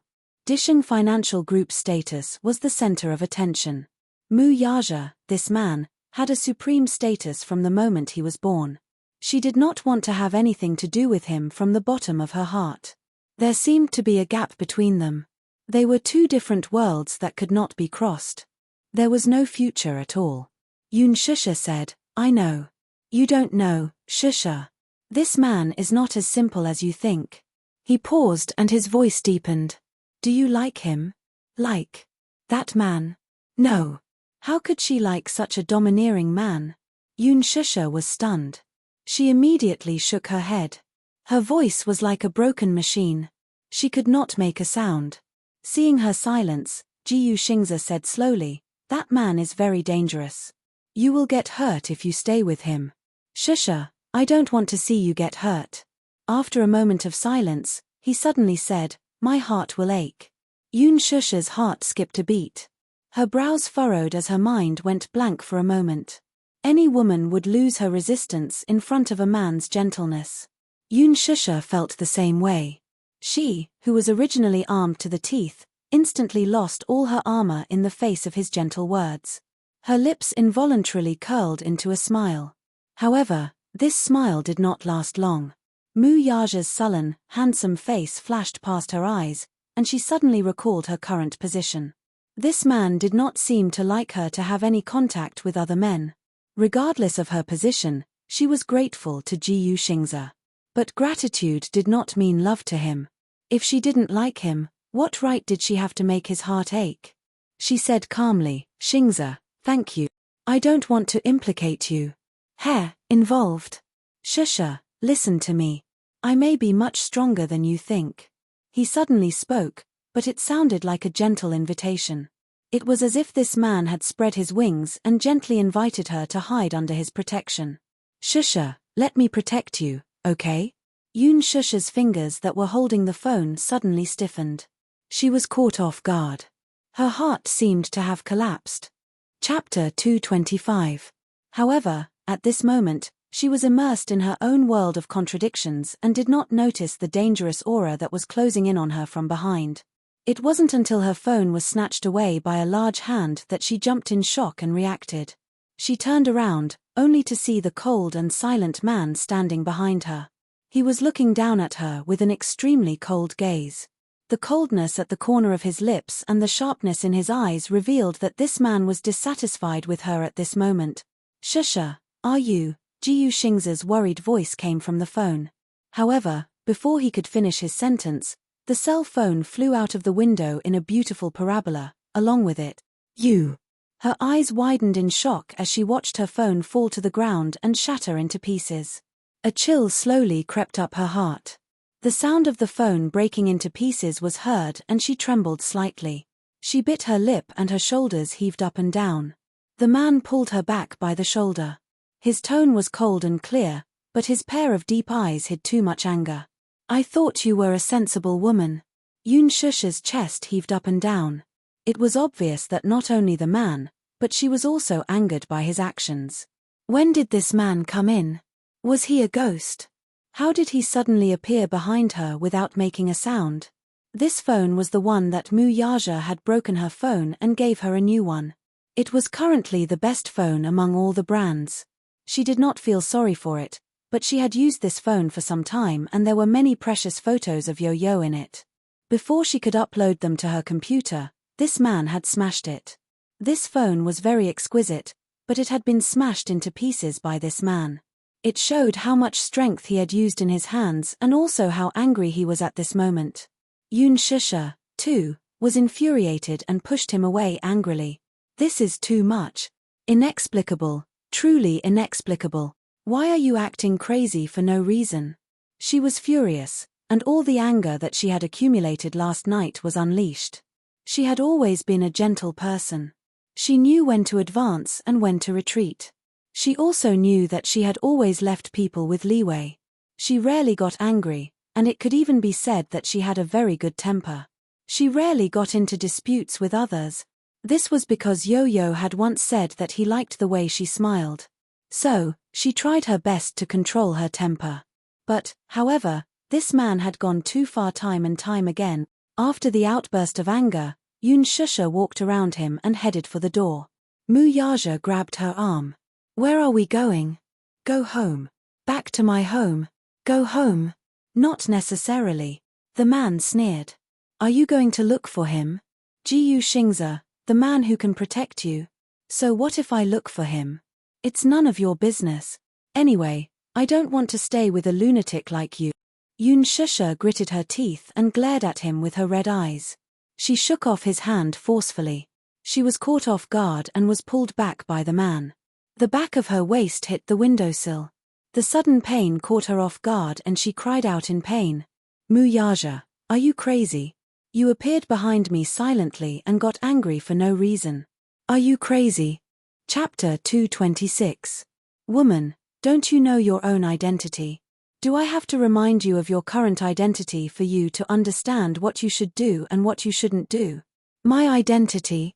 What's my identity? Tell me, what's my identity? Yoon Shusha flew into a rage out of humiliation. She seemed to understand the meaning of the man's words in an instant. She grabbed his collar with both hands and said in a trembling voice, You mean, I'm your lover, your woman, and your possession. Is this the identity you're talking about? Mu Yaja looked down at her from above. His expression was cold, but he didn't say anything. It was as if he acquiesced to her questioning. Yoon Shusha laughed coldly all of a sudden. Mu Yaja, how can you be so overbearing? What do you take me for? What do you take me for? Your toy. Your personal item. Do you want me to come and go as you please? Isn't that the case? The man retorted coldly. He was obviously agitated by her words and his face was ashen. Your little mouth is so fierce. Do you have to be so stubborn? You're my woman now. Since you're my woman, please have some self-awareness. Don't go around flirting with other people. I don't like my things being touched by other people. I don't like it. Your things. Isn't that the case? Everything on you, including your person, is mine. The man's domineering declaration was like an iron law that couldn't be questioned. Yoon Shusha laughed coldly as if she had heard the funniest joke in the world. She laughed softly and looked at him in disbelief. A trace of sparkling tears appeared in her red eyes. Am I your thing? You keep saying that I'm your woman, but what do you take me for? Your toy. Your personal item? All right, since that's the case, I'll return it to you. As she said that, she lowered her head and quickly unbuttoned her shirt. She took off her coat and threw it on him. She shouted herself hoarse, I'll return it to you, I'll return it to you. I'll return everything I owe you. Take it all.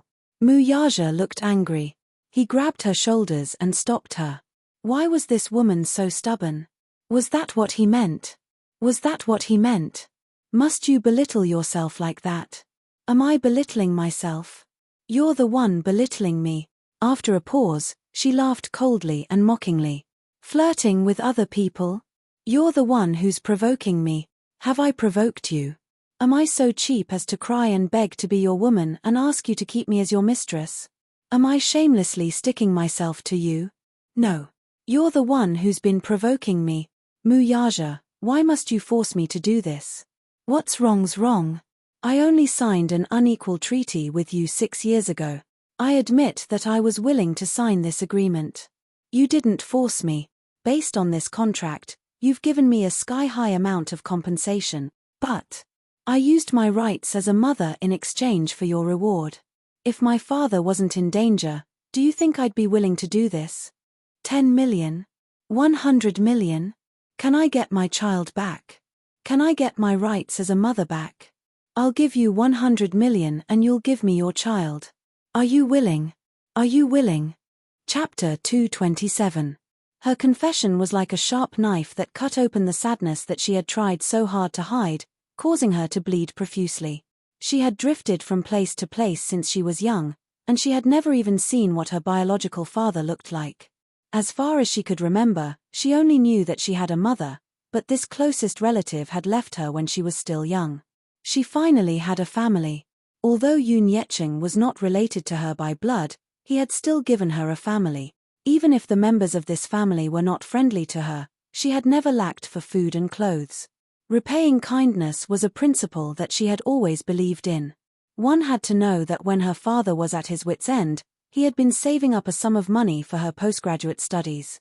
Her heart was not as hard as iron that she could watch her father be driven to his wits' end.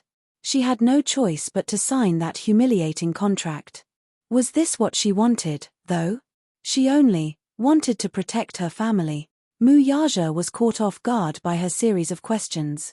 He had never seen her lose control of her emotions. The current her was in despair and helplessness. The strength that she had tried so hard to portray seemed to have crumbled all of a sudden. What did I do wrong in my past life? Do I owe you anything? Or was he a heinous criminal who had killed someone and set the place on fire? Yes, I'm in the wrong. I shouldn't have taken away your child, but Yo-Yo. That's my child, too. I'm willing to take responsibility for the breach of contract. I'll repay you with everything I have in this lifetime. You wanted me to stay by your side, and I agreed to it. Can you humiliate me like this, though? I'm a person, not an object. I have thoughts, feelings, and emotions. I know pain, too. Why are your words always like knives, stabbing me so painfully? I'm your woman, shouldn't I have dignity? Don't I have the right to even have a human's basic dignity? How lowly am I that you have to trample on me like this? Just because I'm your woman, I have to open my body at your command and let you do whatever you want. Is this what you want? I'm not. Muyaja suddenly grabbed her cheeks and shouted, "Shut up." He felt like he was about to suffocate when he heard her confession in her heart. Every word made him shudder with fear. He hated the way she talked to herself. Was he like this? Was he that bad in her eyes? At his shout, she bit her lip and didn't say another word. Shusha glared at him, tears pouring out like a river. However, how could the grievances and bitterness that she had accumulated over the past 10 years be wiped out by a few heartfelt shouts and a few tears? She was not a puppet. She also had human senses. When she was happy, she wanted to laugh. When she was sad, she wanted to cry. But she could not cry. Yo-Yo was afraid of her tears. He was afraid that she would be sad. Therefore, she tried her best to hide her cowardice. Perhaps Yu Nene was envious of her luck. She was able to gain Lin Fengtian's recognition and enter the entertainment industry in one go. Perhaps her future would be limitless. However, she was also envious of Yu Nene for having a father and mother who pampered her unconditionally. They cared and tolerated her. She only wanted to be a normal woman with flesh and blood, not a walking corpse. She wanted to be loved, tolerated, and protected. At the very least, she did not want to be treated unequally. Chapter 228. Shusha broke down and reached out her hand to push the man. However, this man stood there like a mountain. No matter how hard she pushed, he didn't move an inch. Her heart was even more defeated. She hated this man who messed up her life but couldn't do anything to him. Take it away, take it all away, don't torture me anymore. Shusha held her head and her back leaned against the window as she slowly slid to the ground. She buried her face in her arms and cried out loud. Like a child, she vented all the humiliation, anger, unwillingness, and despair that she had accumulated in her heart. Muyaja, I hate you. I hate you the most. Muyaja didn't know what to do for a moment. His heart hurt. He was flustered. He was extremely flustered. He had made her cry. Her sudden collapse caught him off guard. He stood there for a long time, looking down at her helplessly. He didn't know what to do. Why did this woman cry just like that? She even cried so aggrievedly and in such despair. It was as if all her defenses had collapsed and her true appearance was exposed in front of him. But what should he do with her? Could it be that he was wrong? Was it his fault? He only wanted to build a city and trap her in it. He wanted to give her all the things she wanted. Whether it was glory, wealth, or endless love, he hated other men thinking about her. He only wanted to hide her well and not let anyone covet her. Was that wrong too? Then what should he do? Muyaja's brows furrowed slightly. His heart ached so much that he was about to suffocate. He had never shed a single tear. Even in the cruelest special training camp where he was covered in injuries, He had never shed a single tear. And for someone as cold as him, he had never felt heartache for anyone. However, this woman was crying so miserably in front of him. It made his heart ache without any warning. "Don't cry," he shouted. Shusha didn't care about him at all. Her hoarse cries seemed to be complaining about his coldness. He held his forehead in frustration. A woman's tears had always been a man's trump card when he was caught off guard. It hit the nail on the head and there was no way to defend against it. Wasn't he the same? Seeing her cry, his heart ached, but he didn't know what to do. He had never coaxed a woman before. Was he supposed to coax her like how he coaxed Xiao Chen? When Xiao Chen was younger, he was most afraid of pain. When she was sick, she was especially afraid of being injected with needles. Every time she was injected with needles, she would cry non-stop. He hugged him in his arms and kissed his cheeks. With this coaxing, he wouldn't cry anymore. Lowering his body, he stretched out his long arms and easily scooped her into his embrace. In the past, this woman would have struggled fiercely, rejected him, and run away from him. But now, there was none. Her body was extremely soft, allowing him to hold her in his arms. She did not struggle much, but she did not stop crying either. She only lowered her head, crying non-stop. Rubbing her eyes, she didn't look like a 24-year-old woman at all. Instead, she looked like a weak and helpless little girl. She was so delicate and pitiful that it made people want to protect her. Mu Yaja hugged her and sat on the bed. Just like how he hugged Xiao Chen, he hugged her in his arms. The man's chest was extremely wide. His chest and the crook of his arm created a world for her to wantonly cry and throw a tantrum. Mu Yaja lowered his head and wiped away her tears. Lowering his head, he kissed her lips and said in a deep voice, "Don't cry, okay?" Chapter 229. She continued to cry. Her cries were so emotional and heartbroken that it was as if the world was falling apart. Mu Yaja leaned towards her lips again and bit her hard. He left teeth marks of varying depths on her soft lips, as if he wanted to use this method to block her tears.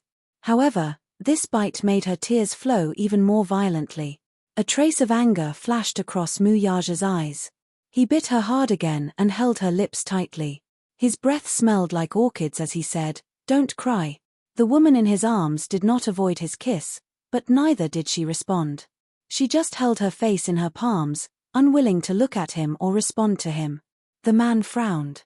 This was a silent protest. Was she protesting against him? Protesting that he did not understand her feelings and did not know how to judge the situation? Or was he not gentle enough and could not be like Jiyu Xingze and give her a strong hug when she was weak? Thinking of Jiyu Xingze, he felt anxious for no reason. "Damn it. Woman, when are you going to stop crying?" He glared at her, but she ignored him. She buried her face in her palms and he did not know what expression she had. Mu Yaja's eyes narrowed dangerously. He reached out and grabbed her hands that were covering her face. He slowly pulled them away, revealing her face that was drenched in tears. Her entire face was flushed red, especially her eyes. They were red and swollen as if they were bleeding. Her face was wet with tears, but the tears in her eyes continued to flow out rapidly. It was really confusing. Where did all these tears come from? Was this woman really made of water? How could tears flow out of her eyes so continuously? He could not help but lower his head and kiss away the tears at the corner of her eyes. It was salty, warm, and had an indescribable bitterness. Mu Yaja lowered his eyes and kissed her lips again. This time, it was not as rough as before. He only lightly touched her lips.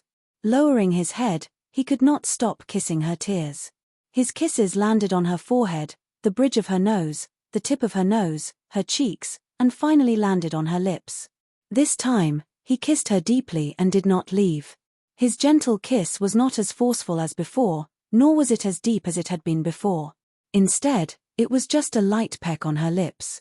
Even Shusha could not help but be taken aback by the unprecedented tenderness in his kiss. The man's kiss was full of affection, gentleness, passion, and delicacy. While she was in a daze, Mu Yaja had already elegantly removed his shirt, revealing his strong chest, his strong shoulders, and his mesmerizing collarbone. She could tell that he was trying his best to endure. He wanted her. This time, he was very careful. He did not attack her like before. Instead, he gently placed her on the bed. The man's fiery hot body slowly pressed down on her, sticking close to her body. His scalding skin felt like it was going to burn her. Hot, so hot, she unconsciously stopped crying and widened her eyes in shock. The man's transformation was hard for her to resist. Her body, because of his caress, was like a soft flower that bloomed under him. His rapid breathing was by her ear. It was sometimes heavy, sometimes light, sometimes rapid, and sometimes suffocating. Her teary eyes were wide open, and she couldn't see his face clearly. While her mind was in a daze, he gently sank into her. Chapter 230. She didn't see his usual storm of passion. Instead, she clenched her teeth tightly and locked her hands around his sexy back. After the extreme pleasure, the man gently buried his face in her neck and gave in to her in a low voice. "I'll dote on you from now on. No one else can." Yoon Shusha was stunned for 2 seconds. She looked at his face with tears in her eyes. Mu Yaja lowered his head to look at her. His eyes were clearly still filled with anger. He was still angry.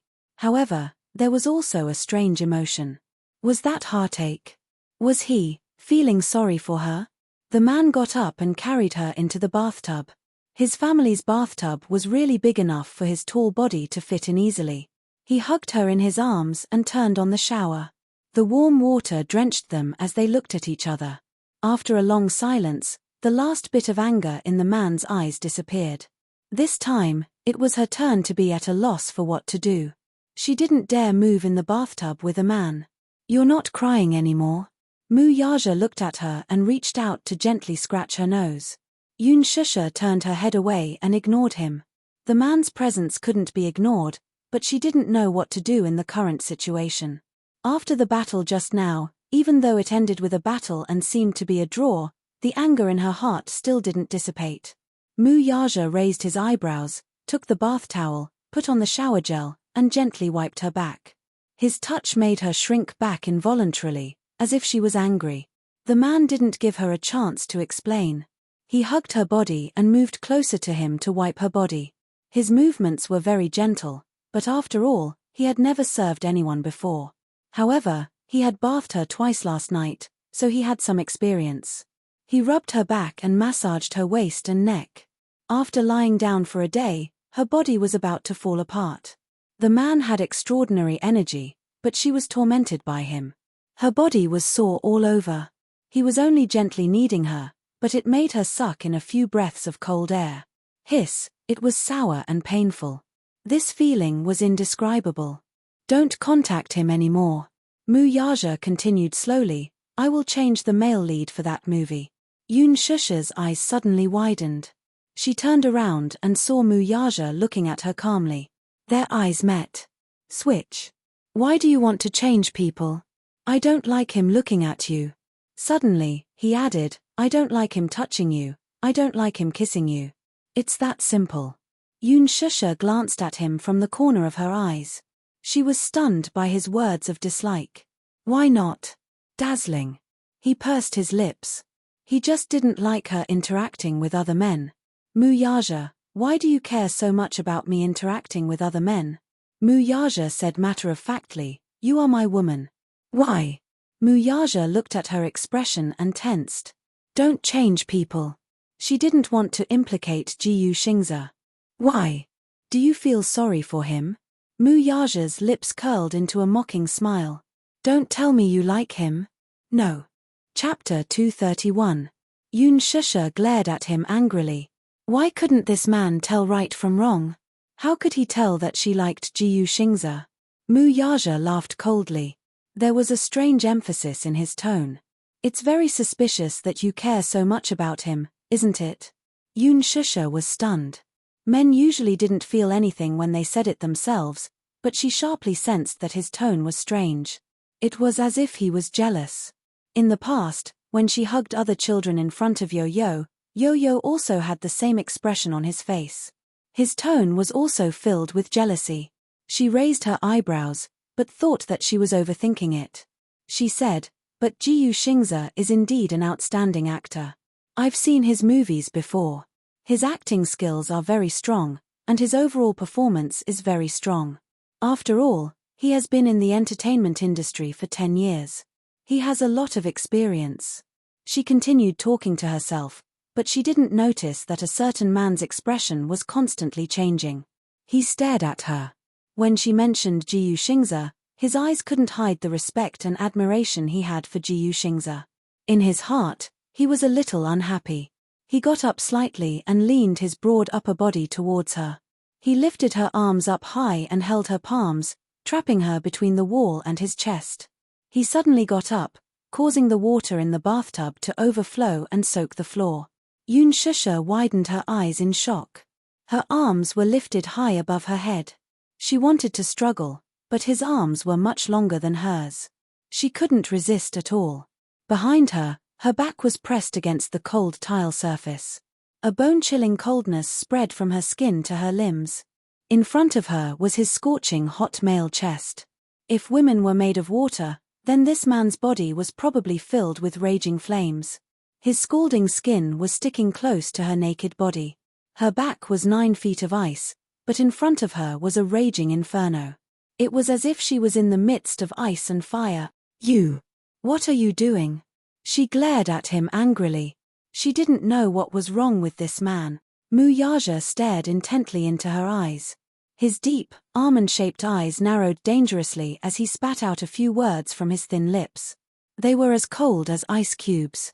"Are you admiring other men in front of me?" Yun Shusha retorted, "Isn't that so?" Jiyu Xingze is gentler than you. He's more romantic than you. Moreover, he's talented and has always taken good care of me. Ha! Then is he as handsome as me? Is he as wealthy as my family?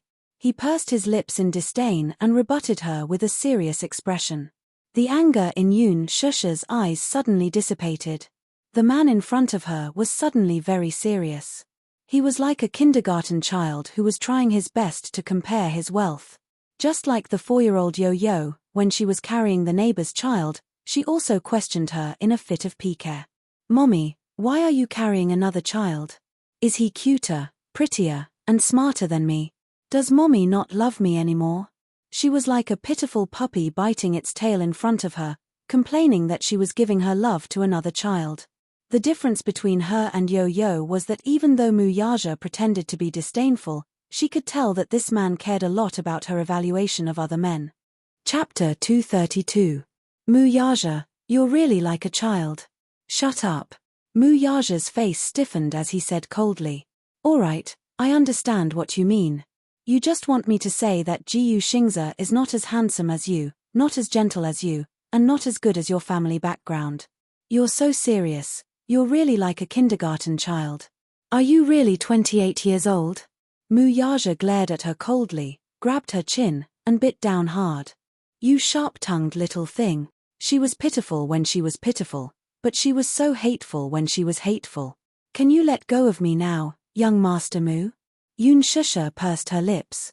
"If you continue to be like this, I'm going to be crippled by you. It's best if you're crippled."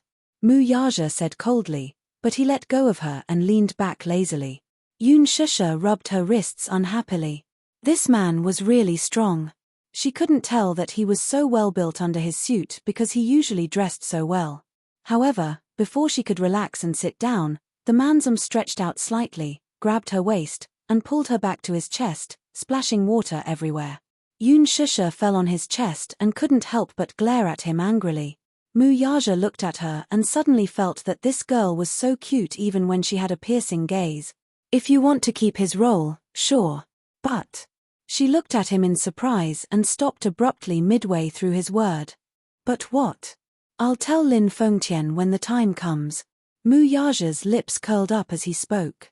Even though the biggest investor for the Green Apple was not Huanyu, it did not mean that he did not have a say in the casting of the film. Huanyu Corporation was the one who had filed a case with the film and television headquarters for this movie. The initial funds for the preparation were also provided by Huanyu Corporation. When Lin Fengtian invited Jiyu Xingze to act in the movie, it was also with his approval. After all, he was a capitalist. Investing in a movie was also a business. Naturally, He would not do a losing business. Ji Yuxing's box office appeal was not to be underestimated. If he was cast as the male lead, he would at least hold up half of the box office. However, he did not expect that Yun Shusha would be the female lead. At first, he did not get involved in the casting of the female lead.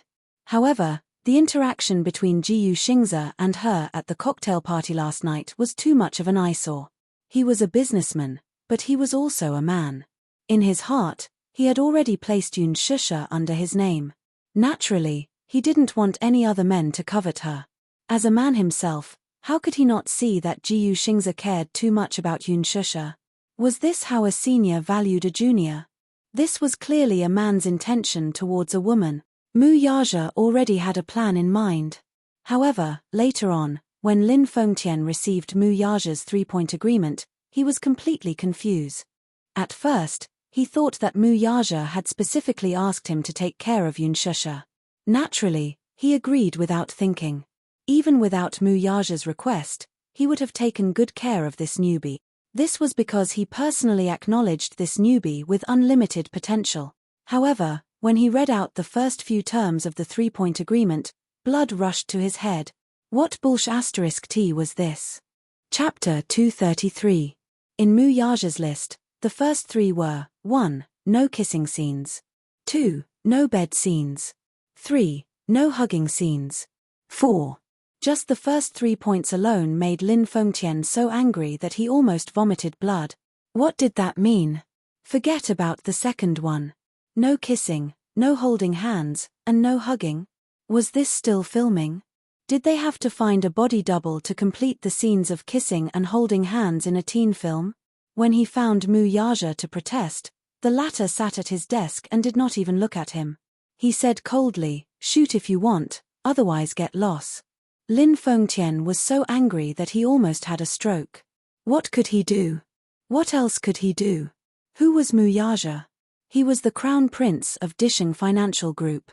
Everyone in Huanyu Entertainment had to follow his orders. What was the use of his protest? However, this was a story for another day. Yun Shusha did not know what Mu Yaja was thinking and thought that he had agreed. However, she heard him say, "But there is a condition." What condition? Mu Yaja's thin lips curled into a charming smile. He said clearly, "Kiss me." Yun Shusha was stunned. Then, her cheeks flushed. 1. Hey, Mu Yaja. 2. His expression was calm as he counted slowly. He was so relaxed that he looked like a high and mighty monarch waiting for her obedience. Yun Shusha was flustered and exasperated, but there was nothing she could do. She slowly inched closer to him. Ripples appeared on the surface of the water.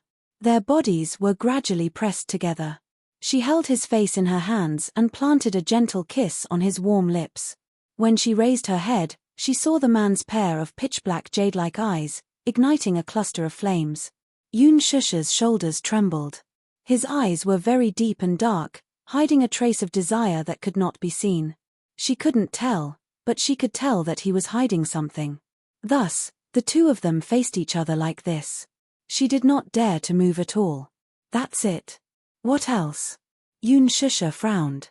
Woman, your kissing skills are really bad. Mu Yaja criticized mercilessly. I'm sorry, do you want me to practice with other men?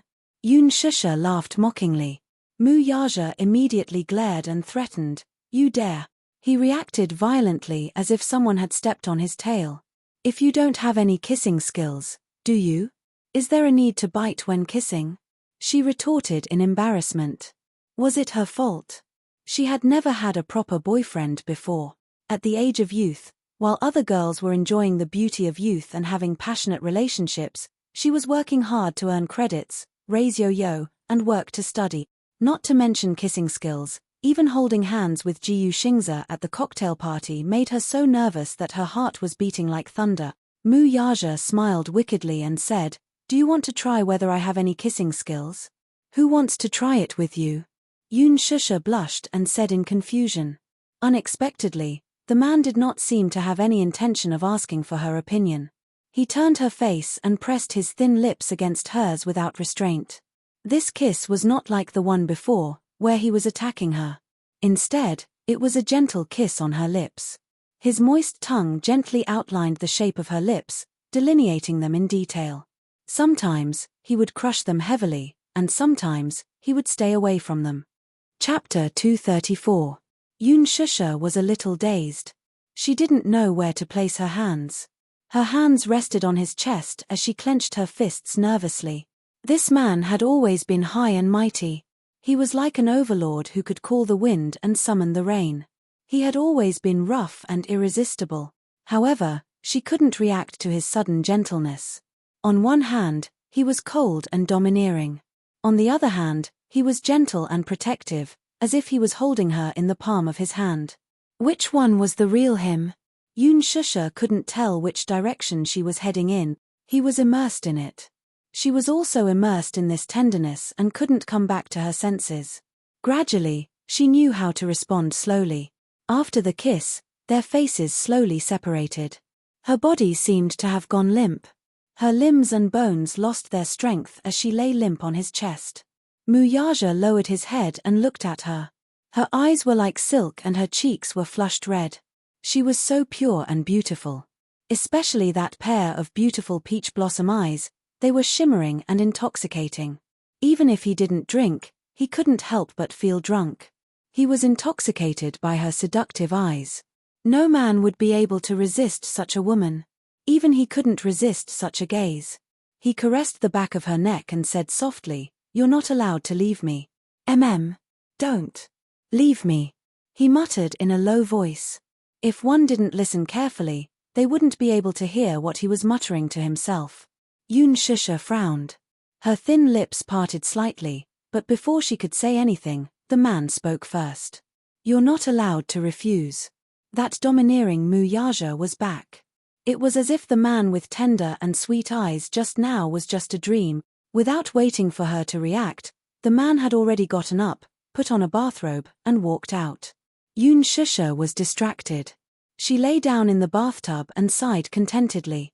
She then realized that the bathroom was really as big as two of her bedrooms. Lying in the huge bathtub, he felt extremely comfortable. He wished he could just lie there and not get up. However, she suddenly realized that it was getting late. She should go back early, so she quickly got up as well. However, just as she stepped out of the bathtub, her legs went soft and she almost fell to the ground. Muyaja turned to look at her with a mocking smile on his lips. "Why can't you even stand properly?" Yoon Shusha bit her lips. This man still had the nerve to ask. If he hadn't been so energetic and tortured her, how could she have ended up in such a sorry state? After messing around in the bathtub for a while, her body was still sore and painful. She cursed Muyaja several times in her heart. However, she was too embarrassed to say it out loud. She just glared at him and slowly walked to the bathroom. Muyaja looked at that slender figure and suddenly felt pity in his heart. How could this woman be so thin? When he did it with her, he was always careful, afraid that he would accidentally break her bones. It wasn't a good thing for a woman to be too thin. If she was a little fatter and had some meat on her body, it would be more comfortable to hug. At least, it wouldn't feel so cadmium. However, although she was thin, perhaps it was because she had been breastfeeding, her figure was still quite good. Chapter 235. "What are you looking at?" she said angrily, looking unhappy. The man said matter-of-factly, "I'm looking at you." Yoon Shusha pursed her lips and moved her body away, but she saw that he was still staring at her body. That unrestrained gaze swept up and down her smooth body, unable to hide the ridicule in his eyes. She couldn't help but fly into a rage out of humiliation. "Don't look anymore." "Why, are you shy?" Muyaja smiled. Yoon Shusha couldn't take it anymore and walked up to him and forcefully pushed him out of the door. "Get out." With a peng sound, she locked him out of the door. The man's lips curled up and he chuckled. This was clearly shy. However, he was kind enough to not tease her anymore. Wearing a bathrobe, he walked out of the bathroom looking refreshed and sat on the sofa. He held a glass of red wine in his hand and casually flipped through the newspaper that the helper had passed to him. When he saw the headlines published in the newspaper, his gaze deepened and he took a sip of the red wine. His face was full of self-satisfaction. When she walked out, She saw that he was holding his head in one hand and flipping through the newspaper with the other. She suddenly felt that the situation was a little awkward. He was so comfortable, but she was a little uneasy. Muyaja turned his head and looked at her with a pair of playful eyes. The corners of his lips couldn't help but curl up into an interested smile. The current her had just taken a bath and her body exuded a refreshing fragrance. Her wet black hair was draped over her shoulders, and because she had just taken a bath, her fair little face was pink and tender. It was really a blush on her fair skin. A pair of watery big eyes stared at him shyly. Her hands were crossed in front of her chest as if she was shy and afraid. Her eyes were filled with a sense of vigilance. That innocent and messy gaze was as if she was afraid that he would eat her up. But it was this kind of small gaze that made it even more alluring. If it wasn't for the fact that she was too weak to stand up to the wind, Muyaja would have forcefully pulled her into his embrace, fiercely bit her lips, and pressed this enchanting and charming little demoness under his body, wantonly and ruthlessly ravaging, wantonly tormenting her, and heavily penetrating her body. However, he quickly suppressed the wildness in his body. Even though it was delicious, he could not be too greedy. An excellent hunter was full of confidence and knew when to stop. If the prey was scared away, then the gains would not make up for the losses. The future was long. Come here. Shusha was stunned for a moment before she asked warily, "What are you going to do?" As he spoke, he leaned back even more. It seemed like she was really afraid of him. "You were so sharp-tongued just now, why?" Muyaja chuckled and gently swirled the goblet in his hand. He raised his eyebrows and said, "Are you afraid that I'll eat you up?" She was really afraid that he would eat her up. This man was too energetic. She was really afraid that he would eat her up until not even her bones would be left. Shusha pursed her lips and moved a few steps. Her buttocks carefully sat on the sofa, but she sat far away from him. This scene was weird no matter how one looked at it. If it was any other woman, this kind of opportunity, they would immediately stick to him passionately, but this little woman seemed to be rather afraid of him. Muyaja gently took a sip of the dry red wine and patted the seat beside him with his big hand as he said in a deep voice, "Sit over here." "What? Why are you sitting so far away from me?" Chapter 236. "Then you don't want that?" she said hesitantly. "That? What?" Muyaja raised his eyebrows, but he quickly understood what she meant. So she was really worried that he would eat her up. "All right, stop fooling around. Come here." His voice hardened. Shusha's shoulders could not help but tremble slightly. She was not very willing in her heart. However, she did not dare to go against his orders. Thus, she moved inch by inch to his side. When she got closer, she could easily smell the faint fragrance on his body. This fragrance was quiet and elegant, just like the fragrance of magnolia. Muyaja caressed her hair with one hand. It was wet, but it still had a warm air to it. He rubbed it hard and raised his eyebrows. "You ran out with your hair still wet." It was very easy to get a migraine like this. Women, especially at her age, needed to take care of their bodies the most. If she did not blow dry her hair in time, the moisture would enter her body. When she was slightly older, she would always have headaches. This girl really did not know how to take care of herself at all. Did she not even know this bit of common sense? Shusha shook her head and said, "My hair usually dries naturally after I take a shower." Muyaja pinched her cheeks.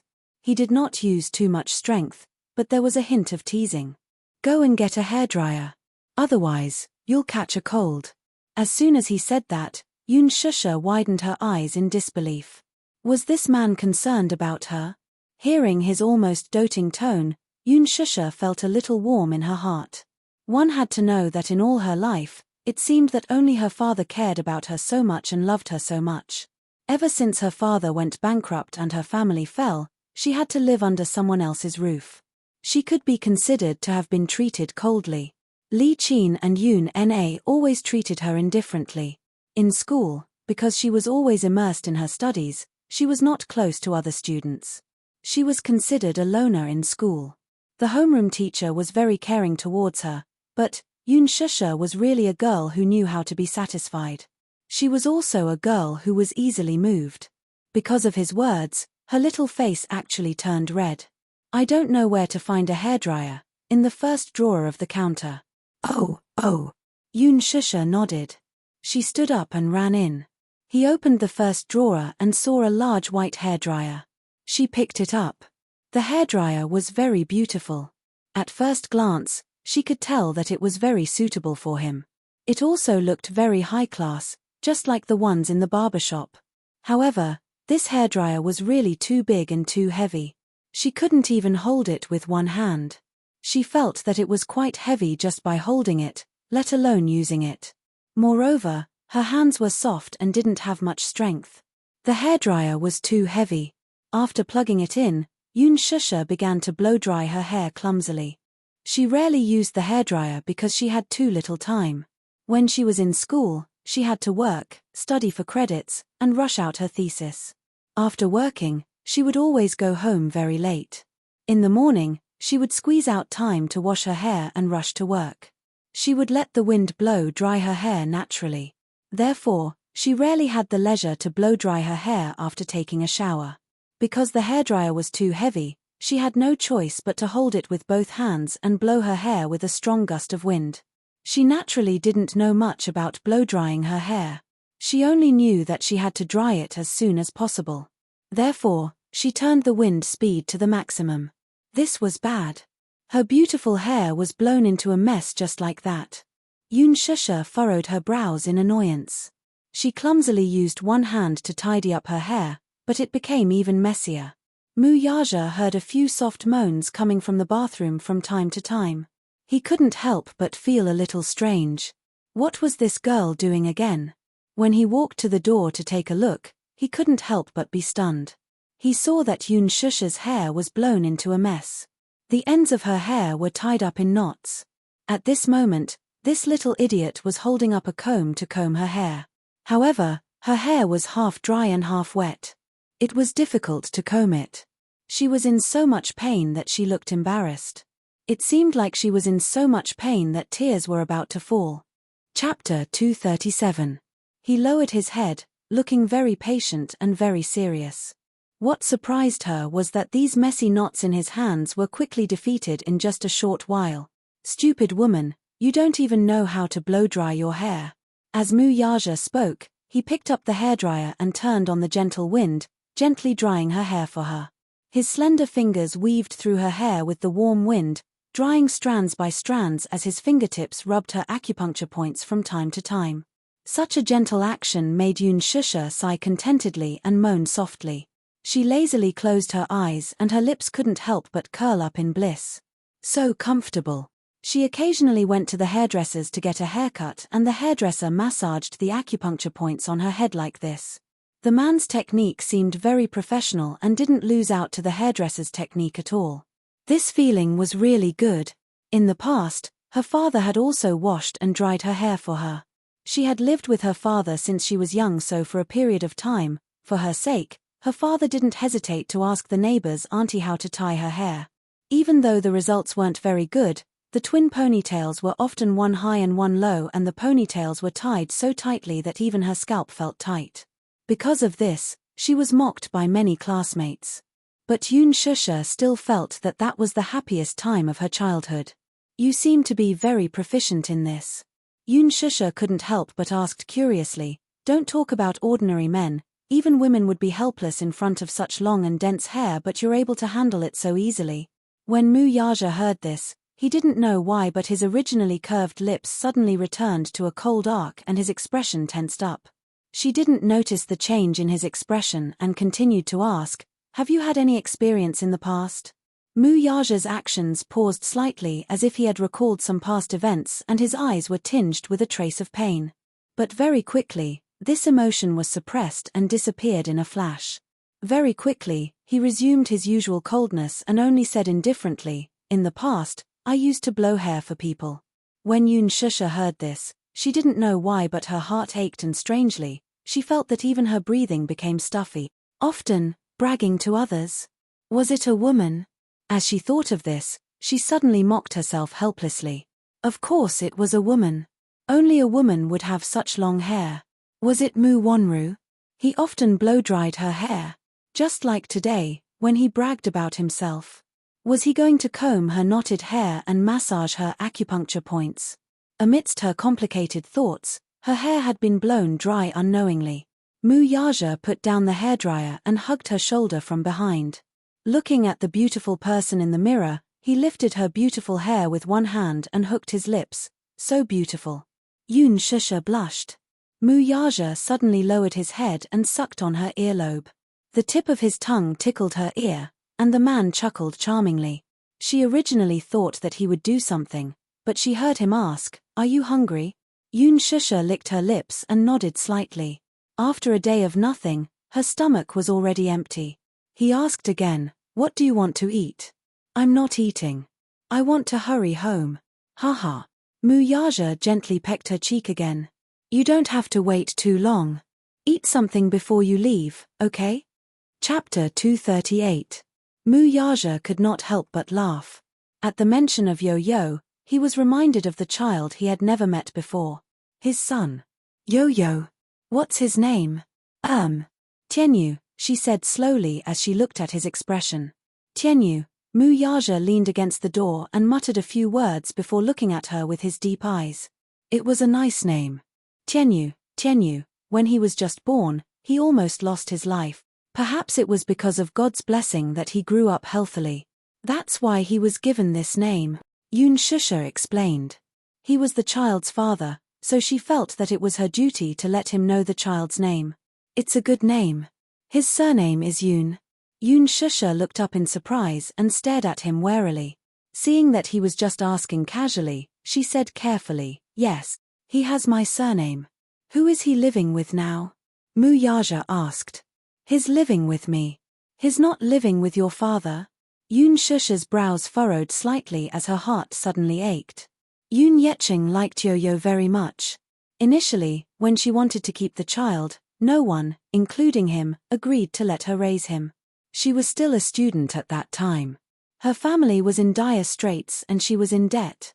What ability did she have to raise a child who was crying piteously for food? Things were not cheap at that time. Just diapers and milk powder alone cost a lot of money every month.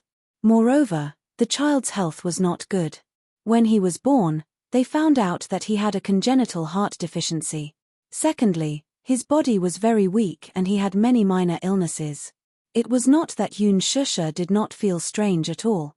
The older brother was so healthy when he was born, so why was the younger brother so weak?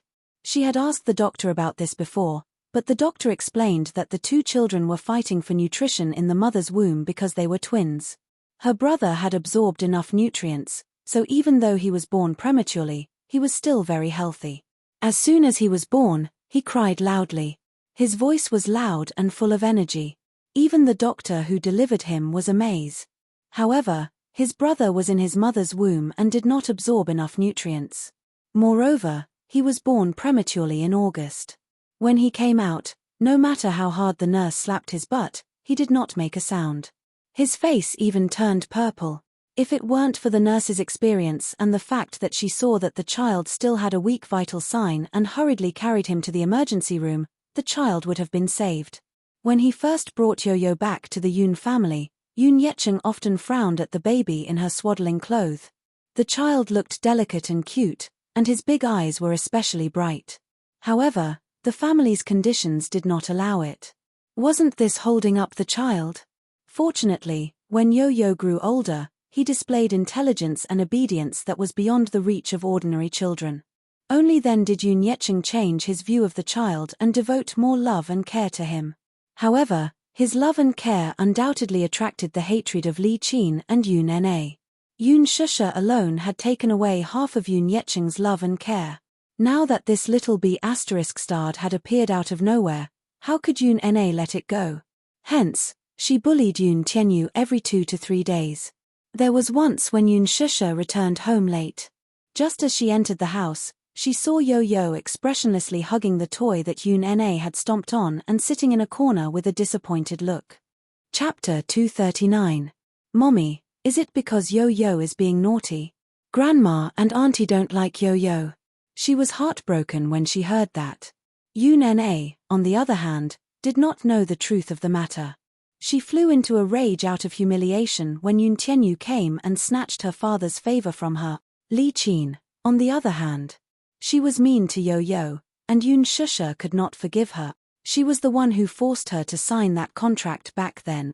She sacrificed herself to relieve the Yun family of the huge burden of repaying the debt, yet she was still mean to Yo-Yo.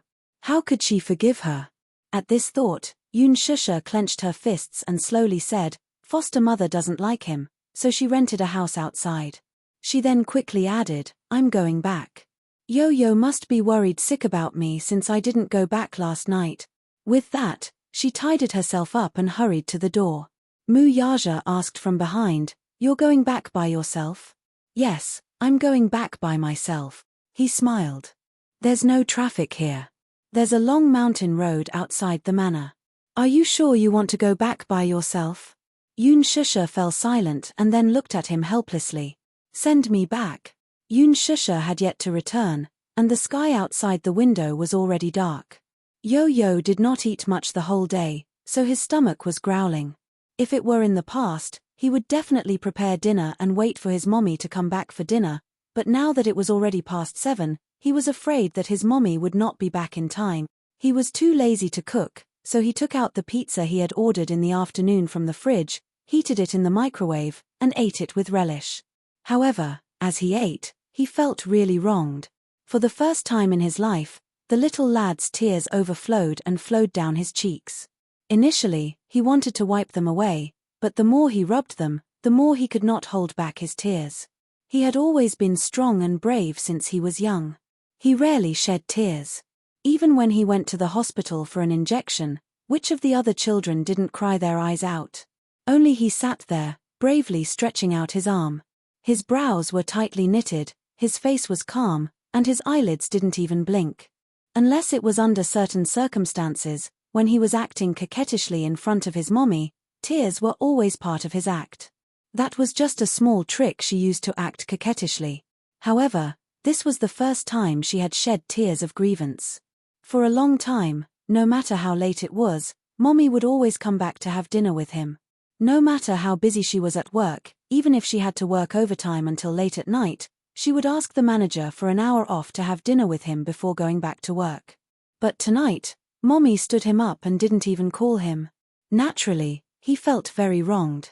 Therefore, the more he thought about it, the more his heart ached, and the tears fell down his cheeks. He reached out his hand and wiped them away fiercely. He took the phone and glanced at it. It was already 8 o'clock in the evening, and she still hadn't returned. He couldn't suppress the grievance he felt. He pouted and hugged the pillow on the sofa, crying, "Boo-hoo. Mommy doesn't want Yo-Yo anymore. Why wasn't Mommy back yet? Could it be that she didn't want him anymore now that she had that man?" Once the little lad thought of that man's provocative words, his face turned ashen. He hated him. Anyone who wanted to take Mommy away from him was a big bad guy. Chapter 240. The little lad's face was full of resentment. If Li Hanlin were present, his eyes would surely pop out of their sockets from shock. His impression of Yun Tianyu was that he was colder and more mature than the average lad his age. Not to mention tears, he was always calm and collected, as if nothing could affect his emotions. Now, however, he was curled up in the corner of the sofa, letting his body sink in. His eyes were red and swollen from his tears. He had never been this weak, but because of her missing the appointment, he felt a faint sense of unease in his heart. He did not like such a cold and empty house. There was only the sound of the television in the spacious house, and there was no human touch at all. The room was dark. He turned on all the lights, but they could not hide the cold air in the room. Usually, when his mother was at home, she was always cheerful. Even when she was tired, she would sit at the desk and watch him do arithmetic problems. He loved doing arithmetic problems. Although he could calculate the answers in his heart with just a glance, he always pretended to be ignorant in front of his mother. He even counted with his fingers one by one. With his mother by his side, no matter how many arithmetic problems there were, he would always do them with relish. But now, he was the only one at home. Even if he watched his favorite program, he felt that it was no longer interesting. Could it be that it would continue like this? Did that man really love his mommy? True love was not enough, though. That man still had his family, but he had nothing except for his mommy. He was willing to do anything if he did not snatch his mommy away. Just as the little lad was feeling melancholy, his phone suddenly rang. He practically bounced off the sofa with a look of anticipation on his face. He didn't even have time to put on his shoes as he ran to the table barefooted to pick up his phone. When he saw the screen, his face immediately darkened with disappointment. The name Lee Hanlin kept flashing on the screen. He wiped his tears and hung up the phone. His voice was hoarse from crying earlier. He did not want to be laughed at by others, so he ran to the desk and gulped down a few mouthfuls of water. Only when his voice returned to normal did he return the call. "Hello. President Yoon, are you asleep?" Yo-Yo said, "Not yet." "What's the matter?" His tone was concise and crisp, as if his pitiful and self-reproachful appearance just now was a completely different person. "It's like this. About the information you requested. I've already found it for you." Yoon Tianyu raised a brow, but his expression was a little complicated. Previously, he was curious about his background. When he was younger, he often asked about his father's whereabouts. Yoon Shusha had always been secretive about his background. He thought that he had touched on his mommy's sore spot by asking about his daddy. He had always thought that he did not have a daddy and that his daddy had left him the moment he was born. He also thought that he didn't have a father. But as he slowly learned the truth about his biological father, Mu Yaja, he couldn't help but be curious. What kind of past did his mother have with this man? Thus, for some reason, he ordered Lee Hanlin to investigate the matter. Chapter 241. However, Director Yoon, if it's possible, it's better that you don't know about it. Lee Hanlin's tone on the other end of the phone was strange and cautious. He had read through the information and couldn't bear to send it to him. The truth was too cruel. He wanted to hide it, but he couldn't explain it to little Munchkin. Sitting in front of his desk, Yo-Yo opened the fax and waited for the information to be sent over. Then, he turned on his computer and a window popped up on the bottom right corner. Popular starlet Huanyu's higher-ups slept with her? If it were any other time, Yo-Yo would have ignored such gossip. However, today, he clicked on it. Talking about sleeping with her was a common occurrence in the entertainment industry. In this world of luxury, there were many ugly inside stories that were not known to the public. Often, many celebrities were glamorous on the surface and had the image of a pure and innocent girl, but in private, they hid extremely ugly faces. In this industry, there were many fatal temptations. If one wanted to make a name for himself in this industry full of talents, sleeping with her was a method that most female celebrities used. Although it was another one, it was rare for Huanyu Entertainment's scandal to be exposed by the media. This was because Huanyu Entertainment's artists rarely had such scandals. After all, Huanyu Entertainment's artists had strong backing. Huanyu Entertainment was a milestone in the entertainment industry. Looking at the current entertainment industry, even Oh Huang Entertainment, which was the leader of the film industry when Hong Kong movies were popular, was far from being comparable. What was more frightening was that Huanyu Entertainment controlled the shares of the 8 most authoritative entertainment media, and its influence on public opinion was obvious. It was also because of this that Huanyu Entertainment controlled most of the public opinion in the entertainment industry. Any negative public opinion towards Huanyu Entertainment had always been suppressed by Huanyu. Therefore, Huanyu's scandal of sleeping with an actress was really puzzling.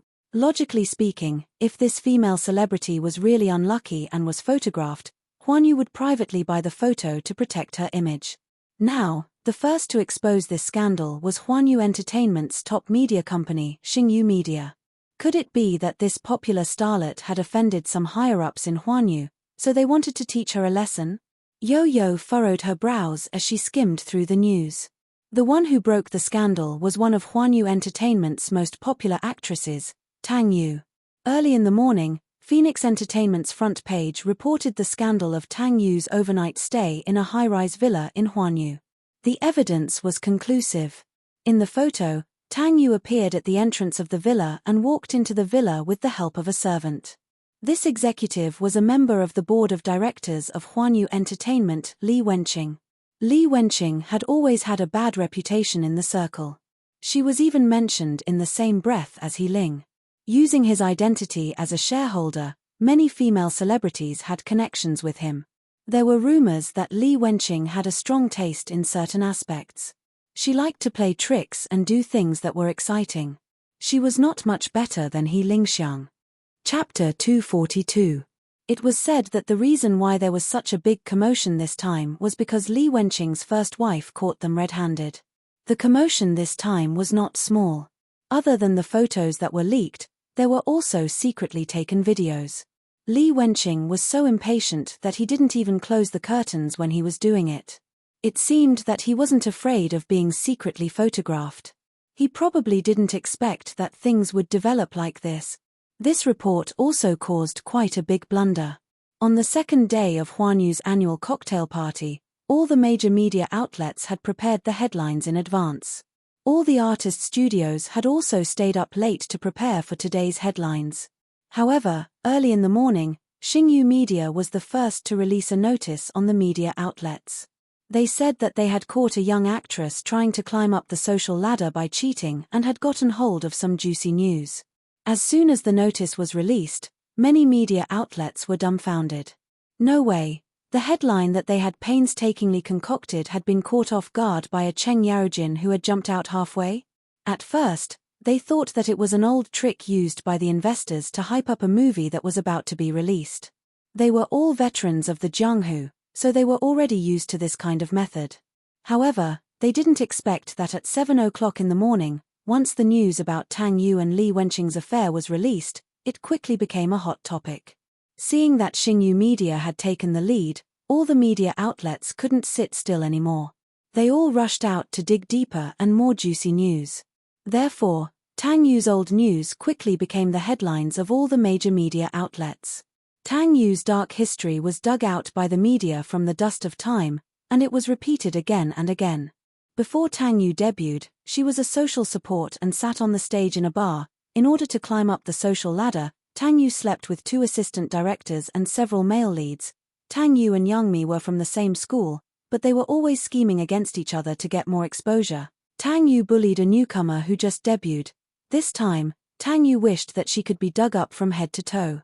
Her dark history that she couldn't bear to look back on was dug out one by one. The ones who were hurt the most were Tang Yu's loyal fans. On the screen, Tang Yu had always played the role of a naive and sweet girl. Her pure and beautiful image had attracted many otaku fans.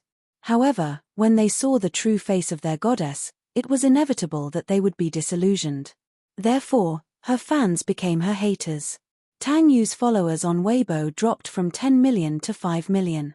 Female celebrities who had a close relationship with Tang Yu, such as Yang Mi, began to release drafts to clear their relationship with Tang Yu. Now that Tang Yu was ruined, most of the celebrities who had a good relationship with her chose to protect themselves. In this entertainment circle, there were many people who took advantage of Tang Yu's notoriety to stir up a hot topic. There were many people who hit Tang Yu while he was down. "It's not suitable for children," Yo-Yo mumbled and looked at the fax machine. Seeing that the documents had been sent over, she walked over and picked up the stack of documents. She glanced at them and her face stiffened. His hand that was holding the paper couldn't help but tremble. What are these? Could this be the truth he wanted? Li Hanlin's hesitant tone rang in her ears. So, this is the reason why he's worried. Just then, the doorbell rang loudly, pulling her out of her thoughts. Yo-Yo turned on the CCTV and saw Yun Yeqing's face, who was waiting outside. Chapter 243. Yo-Yo was at a loss for a moment before his face sank. Why are they here? If it were in the past, he would definitely put on an innocent and romantic front and call him Grandpa obediently. However, after seeing the documents earlier, he felt a sense of alienation when he saw his father's face. However, in the next moment, he suddenly thought of something and smiled strangely. It seems that this grandpa of his is here to ask for a favor, right? Yo-Yo, is your mommy home? Yun Yeqing seemed a little uneasy. Come in and talk. He opened the door to let them in, but Yo-Yo's expression was extremely cold. From the moment he stepped through the door, Yun Yeqing and Li Qin carefully sized him up from head to toe. Yoon Yecheng felt a little strange. This child is a little different from before. He could not pinpoint exactly what was different about him. He only felt that this child had suddenly become so cold. There was no smile on his face, and he looked at him coldly and indifferently. He was no longer as close as before. Yo-Yo acutely sensed his strange gaze and glanced back at him. His sharp eyes were so sharp that even the experienced Yoon Yecheng could not help but be intimidated by them. The look in his eyes was so sharp and sharp. It was not a look that a child of his age should have. Yo-Yo, what's wrong with you? Why is he suddenly so cold to me? He used to call me Grandpa affectionately before. What's the reason behind this? I really can't figure it out at the moment. Li Qin snorted. You have no conscience. You don't even call me elder. I don't know how your mommy taught you. Don't you know the rules? Is it up to you to ask how my mommy taught me? Yo-Yo retorted coldly. Li Qin could not react in time. She was so angry that her face froze. This child has changed. He has changed. He used to be so submissive when he saw her. Even though she did not like this child, he still called her grandma warmly every time he saw her. Although she ignored him, this child did not forget his manners. Why was he not polite today and even knew how to talk back? Especially that face, it was extremely cold. With just a glance, it was as if the surrounding air was about to freeze into ice. With just one look, she felt a chill run down her spine. Revolt, revolt. I think you're really your mother's biological child. You're just as unruly as your mother. You're a little B***** who doesn't know anything. Don't you know how to respect your elders? He had no respect for his seniors. Chimpage. Yo-Yo's patience ran out. Did you brush your teeth before going out? Huh. Li Qin didn't understand what he meant and was a little dumbfounded. He nonchalantly replied, This is my house, so please be mindful of your behavior. Don't only know how embarrassing it is when I chase you out. You. Li Qin still wanted to say something. At the side, Yoon Yecheng could not take it anymore. Just shut up. Li Qin looked at him in surprise and saw him glaring at her. It turned out that the shut up was meant for her. However, looking at his sullen face, she did not say anything for the first time. This time, she was here for something important. Chapter 244. Li Qin found it hilarious. This child is only around 7 years old, yet he acts like an old man. He looks even more experienced than me. How does Yoon Shusha educate her child? She tried to strike a conversation with him. What do you know? Wait for your mother to come back. We have something to discuss with her. Yo-Yo lifted his cold gaze and swept it across Li Qin. That menacing look in his eyes was like that of a leader who had been through a lot of bloodshed. He was mature and arrogant. Her heart involuntarily shrank. She was actually a little timid because of his gaze and kept her mouth shut. After thinking about it carefully, she felt that something was amiss. He was clearly such a young child, yet he had such a murderous look in his eyes. This was truly unbelievable. You don't have to beat around the bush with me. If it's about borrowing money, just get straight to the point. His cold and indifferent tone was mixed with a hint of command. Yoon Yecheng was stunned.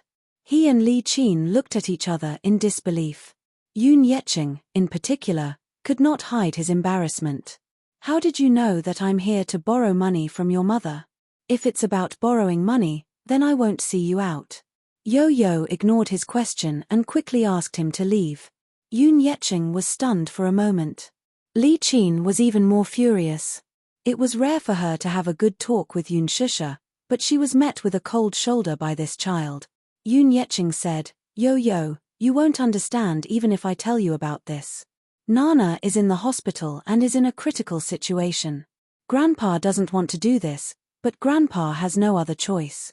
I can only come to your mother to think of a solution. Early this morning, the hospital called to inform them that something had happened to Yoon Na and that she was now in a ward.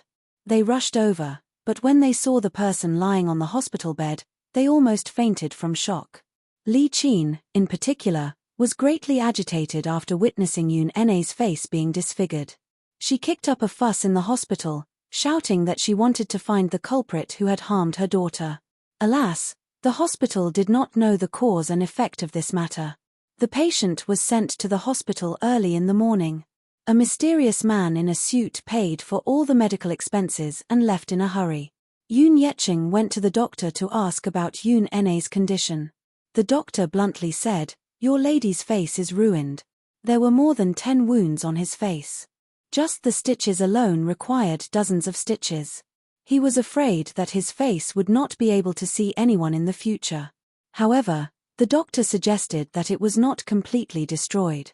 If conditions permitted, she could prepare a few 100,000 yuan and find an authoritative beauty agency for plastic surgery. Perhaps she could restore her looks.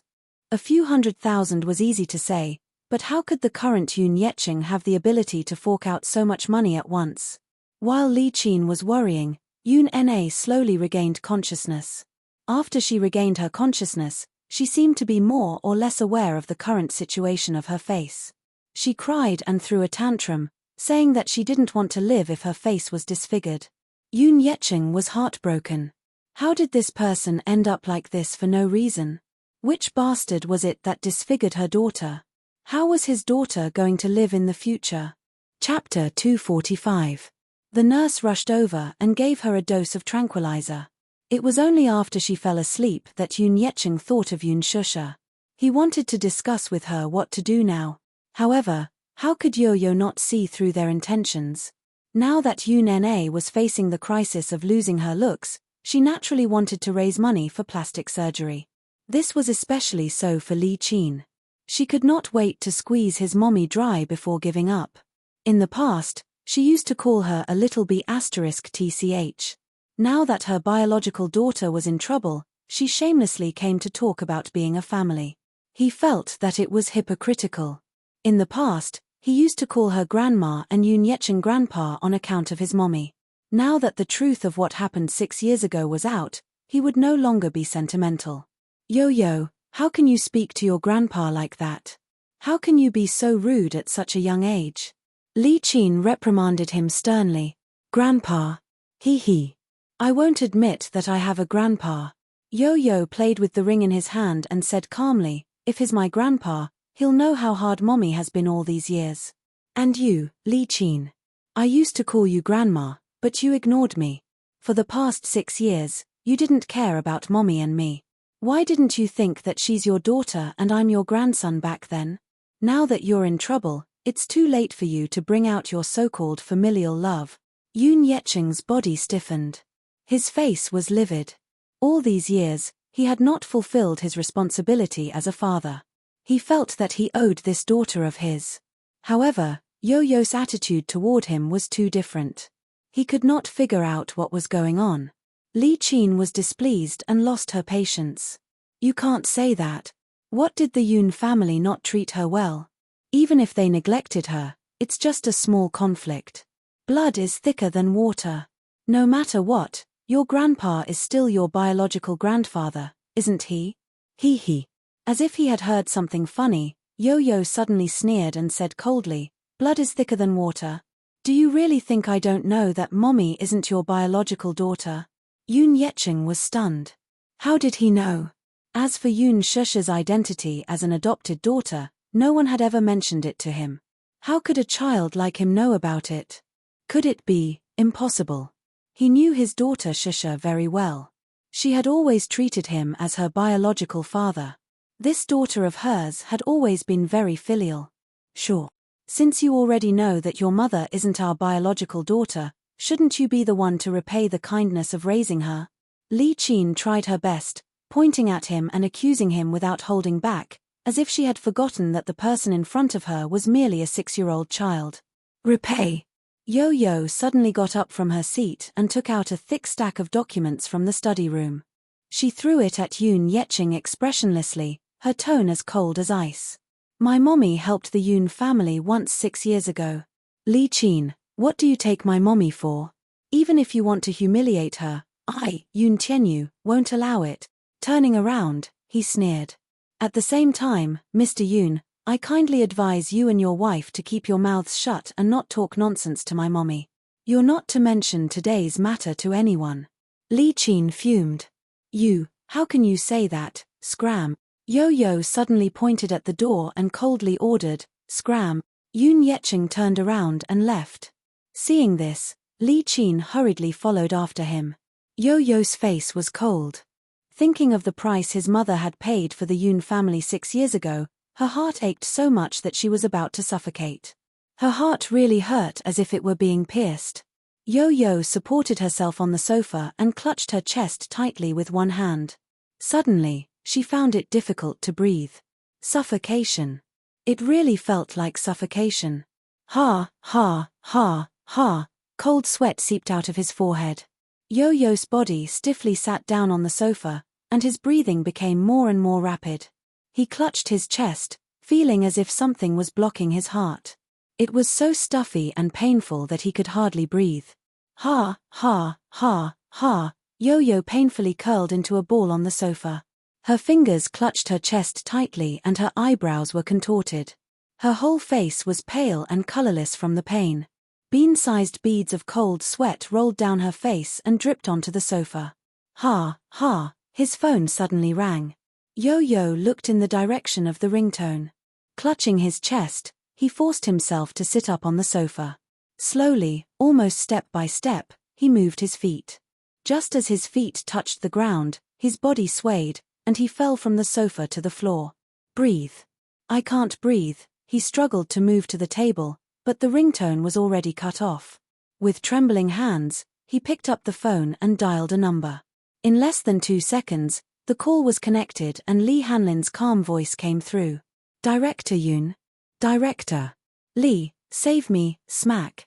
Before he could finish his words, the phone fell to the floor. Yoon Tianyu could no longer hold on. His face turned pale as he fell to the floor. The corner of his lips twitched, and he lost consciousness. Lee Hanlin's anxious voice came through the phone. Yo. Yo-Yo. Yoon Tianyu. Hang in there, I'm coming.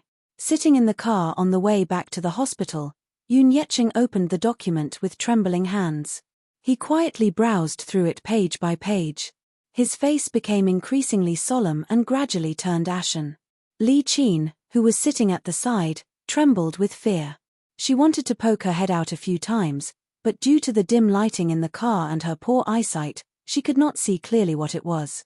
Thus, she asked, "Hubby, what exactly is this 'don't talk to me'?" Yoon Yeching suddenly interrupted her angrily. With a heavy frown, he leaned his head against the seat. "Don't talk to me, Li Qin. Don't talk to me."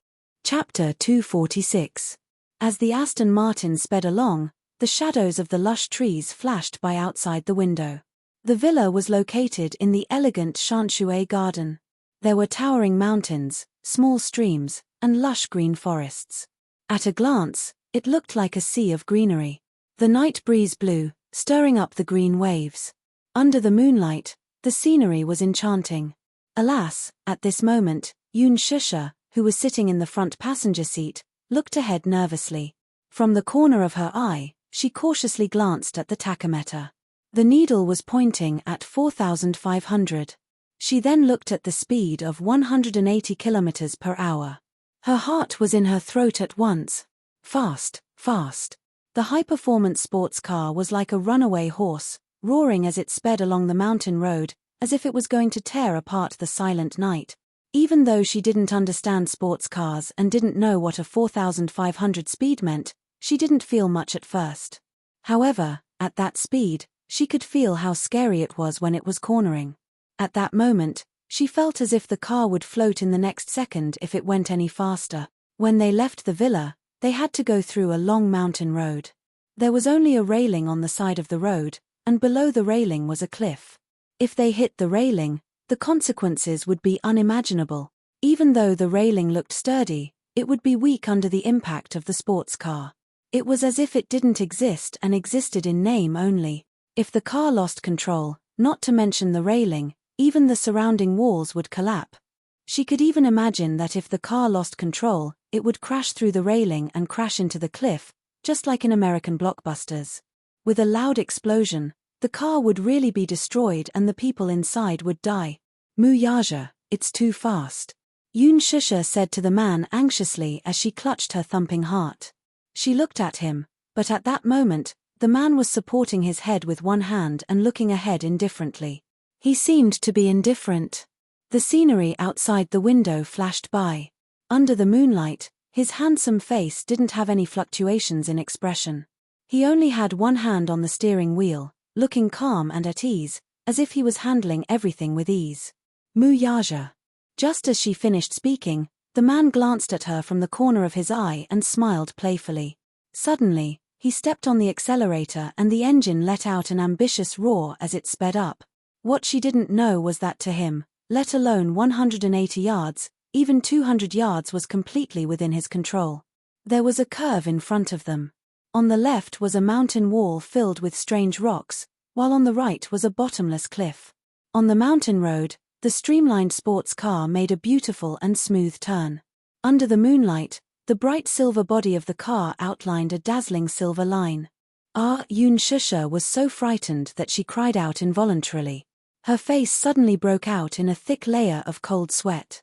She was so scared that there was not a trace of blood on her face. Did this man do it on purpose? When the car slowly drove into Yun Shusha's residence, her face was already pale. The car was parked downstairs and the engine was turned off. Muyaja unbuckled his seatbelt and leaned closer to her, his voice full of ridicule. "What? Are you scared stiff?" As he spoke, he stretched out his slender fingers and gently flicked her cold cheeks in a somewhat naughty manner. Yun Shusha came back to her senses and looked over. She glared at him fiercely and asked suspiciously, "Muyaja, did you do it on purpose?" Chapter 247. On purpose? What do you mean on purpose? He asked while knowing the answer. His lips curled into a wicked arc. Although his tone was innocent, his eyes revealed a satisfied smile. He felt that her frightened appearance was quite cute. Some women not only had beautiful facial features, but their eyes were even more seductive and charming. Even if she was angrily glaring at you, you would still have the illusion that she was acting coquettishly and seducing you. It was extremely charming. His pupils slightly congealed, as if he had been bewitched by her delicate appearance, and he couldn't help but reach out to touch her face with his fingertips. Yun Shusha coldly avoided him and slapped his hand away. She angrily said, "Why are you still pretending to be innocent? Why are you driving so fast? Don't you know that this is very dangerous?" Muyaja slightly knitted his brows and pretended to be wronged as he asked back, "It was clearly you who kept rushing me. I saw that you were in a rush, so I drove so fast." His mouth moved as he pushed all the blame onto her. The man looked at her with an innocent face.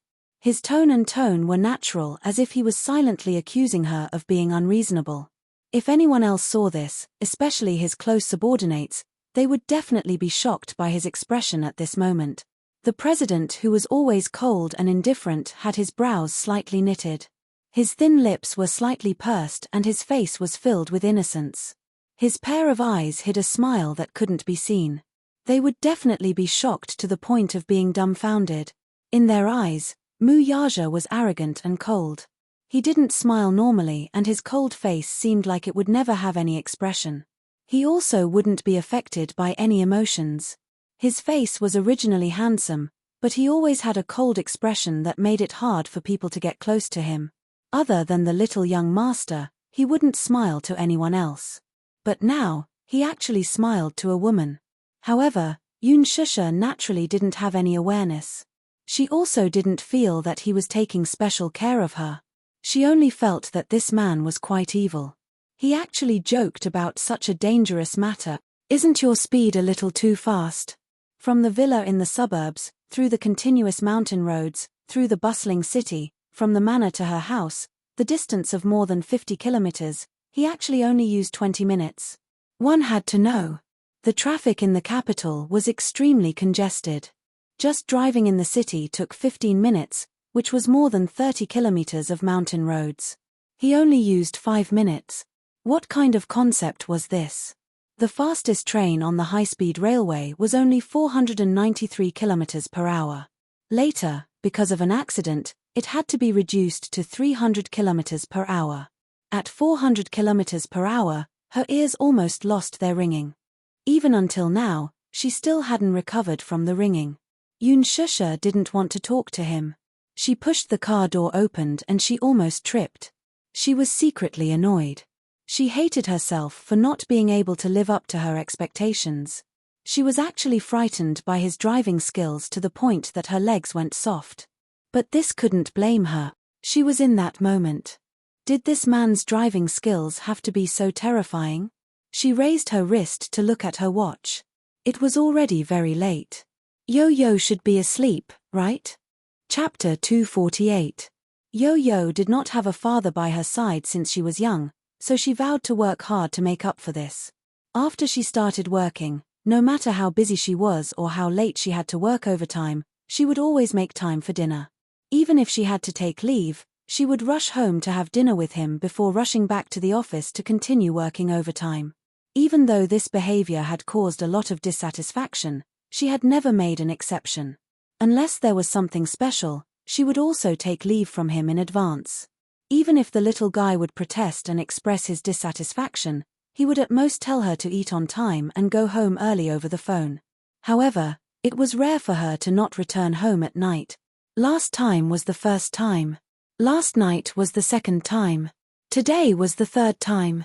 For 2 consecutive days, she did not have dinner with him. Yoon Shusha was very vexed. She raised her head and looked at the window of her house. The lights were still on. Her heart warmed, but at the same time, it ached slightly. This little guy, did he deliberately turn on the lights and wait for her to go home? Yoon Shusha was about to go upstairs when the man behind her called out to her. "Are you leaving just like that?" Mu Yaja saw that she intended to go upstairs without him, and a trace of dissatisfaction appeared on his face. "What else do you want?" Yoon Shusha turned to glare at him. "Don't you have anything to say?" Mu Yaja looked at her. Under the moonlight, his deep-set eyes shone slightly. "I want to go home." Yoon Shusha turned around and swiped the door open. What he got in response was the heavy sound of the door closing in the corridor. Mu Yaja sat in the car and could not help but smile. He raised his eyes slightly and looked at the only window on the 10th floor that was still lit. A trace of contemplation flashed across his eyes. "Yoon Shusha is Yoon Tianyo's, mommy. She is the woman I will protect for the rest of my life. I won't allow you to let her suffer any grievances, let alone make her sad." The young yet mature voice of a child echoed in her ears. Immature and mature were 2 contradictory words, but they were perfectly reflected in little Munchkin. What was immature was his voice, his appearance, and his still delicate and thin body. He was clearly only 6 years old, but his face was still childish and his voice was full of childishness. What was mature was her arrogant boldness, her steady tone, and her calm words. He was unable to understand why such a mature soul was hidden in such a petite body. He was so mature that it surprised him. He got out of the car, took out a cigarette box, and lit it in his mouth. Accompanied by a glimmer of sparks, the unique smell of cigarettes drifted in the evening breeze. Yoon Shusha opened the door and was welcomed by the warm light from the living room. A smile involuntarily appeared on her face as she walked into the living room and said guiltily, "Yu, mommy is back." There was no response for a long time after she said this. If it were in the past, there would be hurried footsteps from the study. Yo-Yo would appear at the entrance with a bright smile on his face. He would jump into her arms and rub his tender little face against her like a spoiled little mommy. Now, it was so quiet that it was almost strange. Asleep. She walked into the study with confusion in her heart. The computer screen and fax machine were on, but the little guy was nowhere to be seen. Chapter 249. Yoon Shusha exclaimed in surprise and walked into the bedroom. She even crept under the bed to take a look. Was he playing hide-and-seek with her to scare her as a punishment for not returning home for 2 days? Alas, he was nowhere to be found. She was suddenly worried. She hurried to the balcony and fearfully held onto the railing as she looked down. Her heart only calmed down when she saw that there was nothing out of the ordinary. Her phone had been smashed, so it was inevitable that she would be worried. She could not find the little lad anywhere. The house was only so big. There were 2 bedrooms and a living room, and the layout was about 60 square meters. She searched every corner of the house. There was no one in the house, though. Yoon Shusha was extremely worried. She returned to the living room and saw the phone on the floor at the corner of the table. She walked over to pick it up and realized that the phone had been replaced with a smartphone. She was feeling perplexed when she saw a note left on the table. She picked it up and saw a phone number left on it. Yoon Shusha had an ominous feeling. She picked up Yo-Yo's phone and dialed the number with trembling fingers. Lee Hanlin's steady yet anxious voice came from the other end. "Are you Yo-Yo's mommy?" Since it was Yo-Yo's phone, there was a caller ID. "I am." "You are." "I'm Director Yoon." Cough. Lee Hanlin paused for a moment before continuing. "I'm the principal of this kindergarten, Madam Yoon. We've met before." "Hello, Principal Lee, may I ask, are you?" Yoon Shusha did not know what was going on, but she heard Lee Hanlin say in a heavy tone, "Madam Yoon, Yoon Tianyu has always been in poor health. Does he have a congenital heart deficiency?" Yoon Shusha seemed to have expected something when she heard his words. Her heart clenched and her voice trembled uncontrollably. "Yes. Principal, what happened to Yo-Yo? When I got home, I didn't see him at home. There was a note for you on the table. He's in the hospital now. Not long ago, he called me and said that he was feeling unwell. I rushed over and sent him to the hospital." Lee Hanlin paused, then suddenly said seriously, "Madam Yoon, I have to criticize you. As a parent, as a mother, how can you leave your child alone at home? Although Yoon Tianyu is usually very obedient and mature, he is still only a 6-year-old child. He is still so young. Can you be at ease leaving him alone at home?" Children were naturally ignorant and lacked common sense about safety. This time, it was a relapse, but what about the next time? Many parents left their children at home out of negligence. Their children were playful and accidentally fell off the balcony and got seriously injured. The media leaked that they were poisoned. Were there any lack of such tragedies? You should reflect on yourself. Yoon Shusha was worried sick. When she heard Lee Hanlin's reproachful tone, her eyes welled up with tears. She also blamed herself immensely. Yes, Yo-Yo was only 6 years old. How could she leave him alone at home? His health was not good to begin with, so she should take good care of him. However, she was so irresponsible. Not only did she leave him at home for a day and a night, but she did not even fulfill the most basic responsibility of a mother when the child was hospitalized because of his illness. What cocktail party? She should not have attended it. What alcohol? She clearly knew her alcohol tolerance, so why did she have to be so stubborn? She should not have drunk. Not to mention a glass, she should not have even taken a sip. Chapter 250. She covered her mouth and asked anxiously with reddened eyes, "I'm sorry, Principal. It's all my fault. Where's Yo-Yo? Which hospital is he at? I'll be there right away." "Okay. I'm at Public Hospital number 1. Hurry over. Yo-Yo's condition isn't looking good. He has respiratory problems and hasn't woken up yet. Anyway, be careful on the road. I'll take good care of him." Before he could finish, Yoon Shusha hurriedly picked up her bag, locked the door, and rushed downstairs. Downstairs, Mu Yaja was about to start the car when he saw Yoon Shusha rushing out of the car through the rearview mirror. She looked flustered as she ran towards the main entrance. With a strange feeling in his heart, he pressed the horn twice. Honk, honk. The car's horn was exceptionally loud and immediately attracted Yoon Shusha's attention. Seeing that it was his car, she rushed over without a care. The moment the car door opened, she said anxiously, "Mu Yaja, send me to Public Hospital number 1. "Why are you going to the hospital?" Mu Yaja asked curiously. Yoon Shusha's shoulders were trembling. She clutched her bag tightly and her face was filled with self-blame and anxiety. She looked so flustered that she looked like she was about to be defeated. "Yo-Yo is at the hospital. I have to rush over immediately. Right away, right away." Mu Yaja heard this and furrowed his brows slightly. However, he didn't ask further and leaned over. She thought that he was going to do something and wanted to stop him. However, he merely leaned over and buckled her seatbelt. "Don't be afraid. I'm here," he said softly and started the car. He stepped on the accelerator and the car sped out of the main entrance. Yoon Shusha looked at the man's side profile in shock. However, she saw that his handsome face was cold and tense.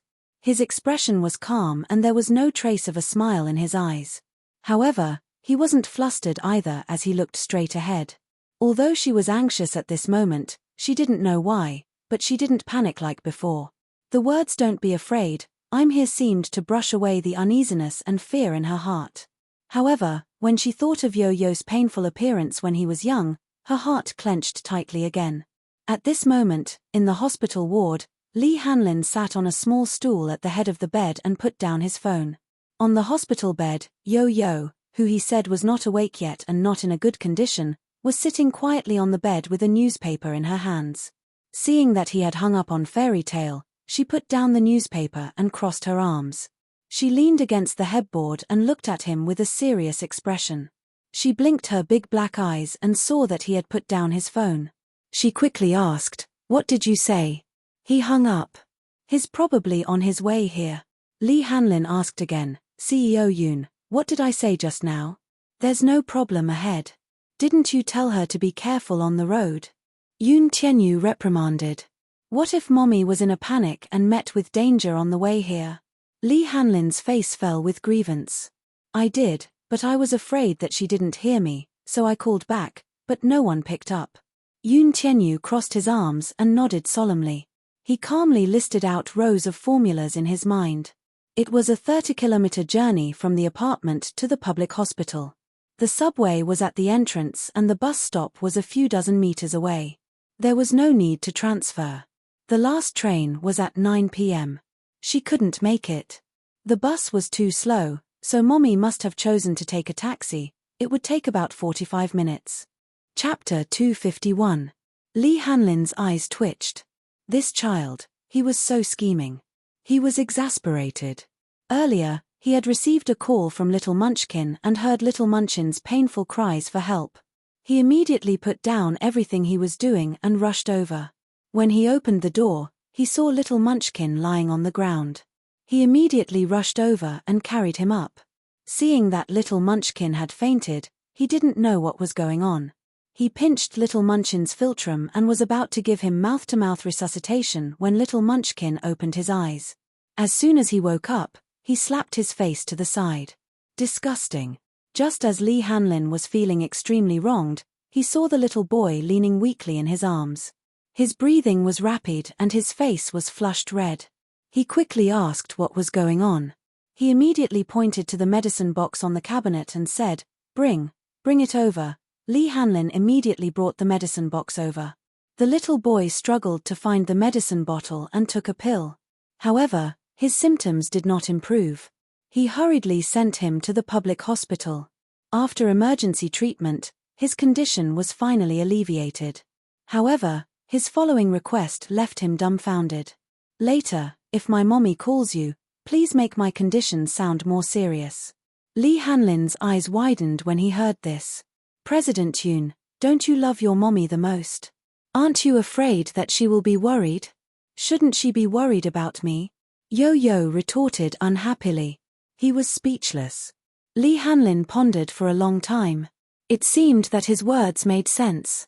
She left me alone at home for a day and a night. Shouldn't she blame herself and reflect on herself? Yes, so, just once will be enough. Let her love me more. As Yo-Yo spoke, he lowered his head and gripped the corner of the blanket tightly. His furrowed brows made his back view look helpless. Only when one has lost something will they know how to cherish it. However, once you lose it, you can never get it back. That was how the phone call came to be. He had always doted on his mommy, no matter how big or small the matter was. As long as she could take care of herself, he would never ask too much of this stupid mommy. He only asked her to take care of herself so that he would be at ease. However, he realized that sometimes, he would rather be a little more vulnerable and rely on her a little more. Only then would mommy's thoughts be more focused on him.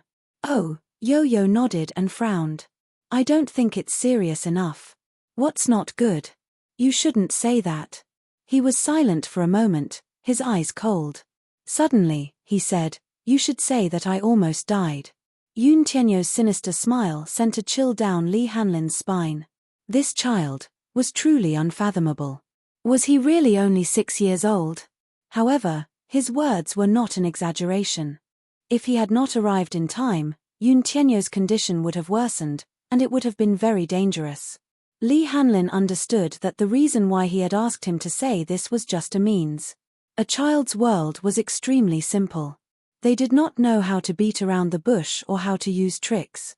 Although Yoon Tianyo was considered outstanding among the children, his outstanding EQ and IQ were unattainable by the other children. However, deep down, he was also incomparably simple. He only knew that if he appeared a little more vulnerable and pitiful, his mommy would show more love and care for him. Yoon Tianyo slowly lay down and said in a low voice, "I can't lose to that man. I must get mommy's heart back." Chapter 252. The car stopped at the entrance of the hospital. Yoon Shusha hurriedly alighted from the car and jogged toward the inpatient department. Mu Yaja parked the car and quickly chased after her. When she entered the inpatient department, she quickly took out her phone to call Lee Hanlin, only to realize that her phone was out of battery. Yoon Shusha bit her lower lip in frustration. She had been careless and did not bring the note with the number with her. She did not even know which floor and ward Yo-Yo was in, so she could only bite the bullet and walk toward the nurse's desk. She was halfway there when someone called out to her from behind. "Yoon Shusha, you're here." Yoon Shusha turned around in surprise and saw Lee Chin, who was standing behind her, looking at her in surprise. Her face stiffened and she was a little surprised. "Why was she here?" Yoon Shusha asked curiously. "Why are you here?" "The child is in the hospital. I just rushed over. Have you heard about this, too?" For some reason, Lee Chin's tone toward her was very polite. She was no longer as sarcastic as before. With a smile on her face, her tone was very gentle. Lee Chin was not like this in the past. Whenever she saw her, she would look mean and speak with a sharp tone. She could not get used to the stark contrast now. The child was injured. Yo-Yo. Could it be that Principal Lee contacted her father and the rest to inform them to pay the hospital fees? That should be it. When Yoon Tianyo's illness flared up, the principal did not contact her when he sent the child to the hospital. He should have contacted Yoon Yeching immediately. She remembered that, just in case, she had filled in Yoon Yeching's emergency contact number in the school's contact book. Principal Lee was not related to her family in any way. When the child was injured, he rushed to the hospital immediately. They were already very grateful. How could they expect him to pay the hospital fees for free? Principal Lee must have contacted Yoon Yeching. When he learned that something had happened to Yo-Yo, he rushed over and paid the hospital fees for the child. However, Lee Chin's attitude made her feel strange. In the past, she had always been annoyed with Yoon Tianyo. "Why now, did you also just rush over?" Yoon Shusha asked.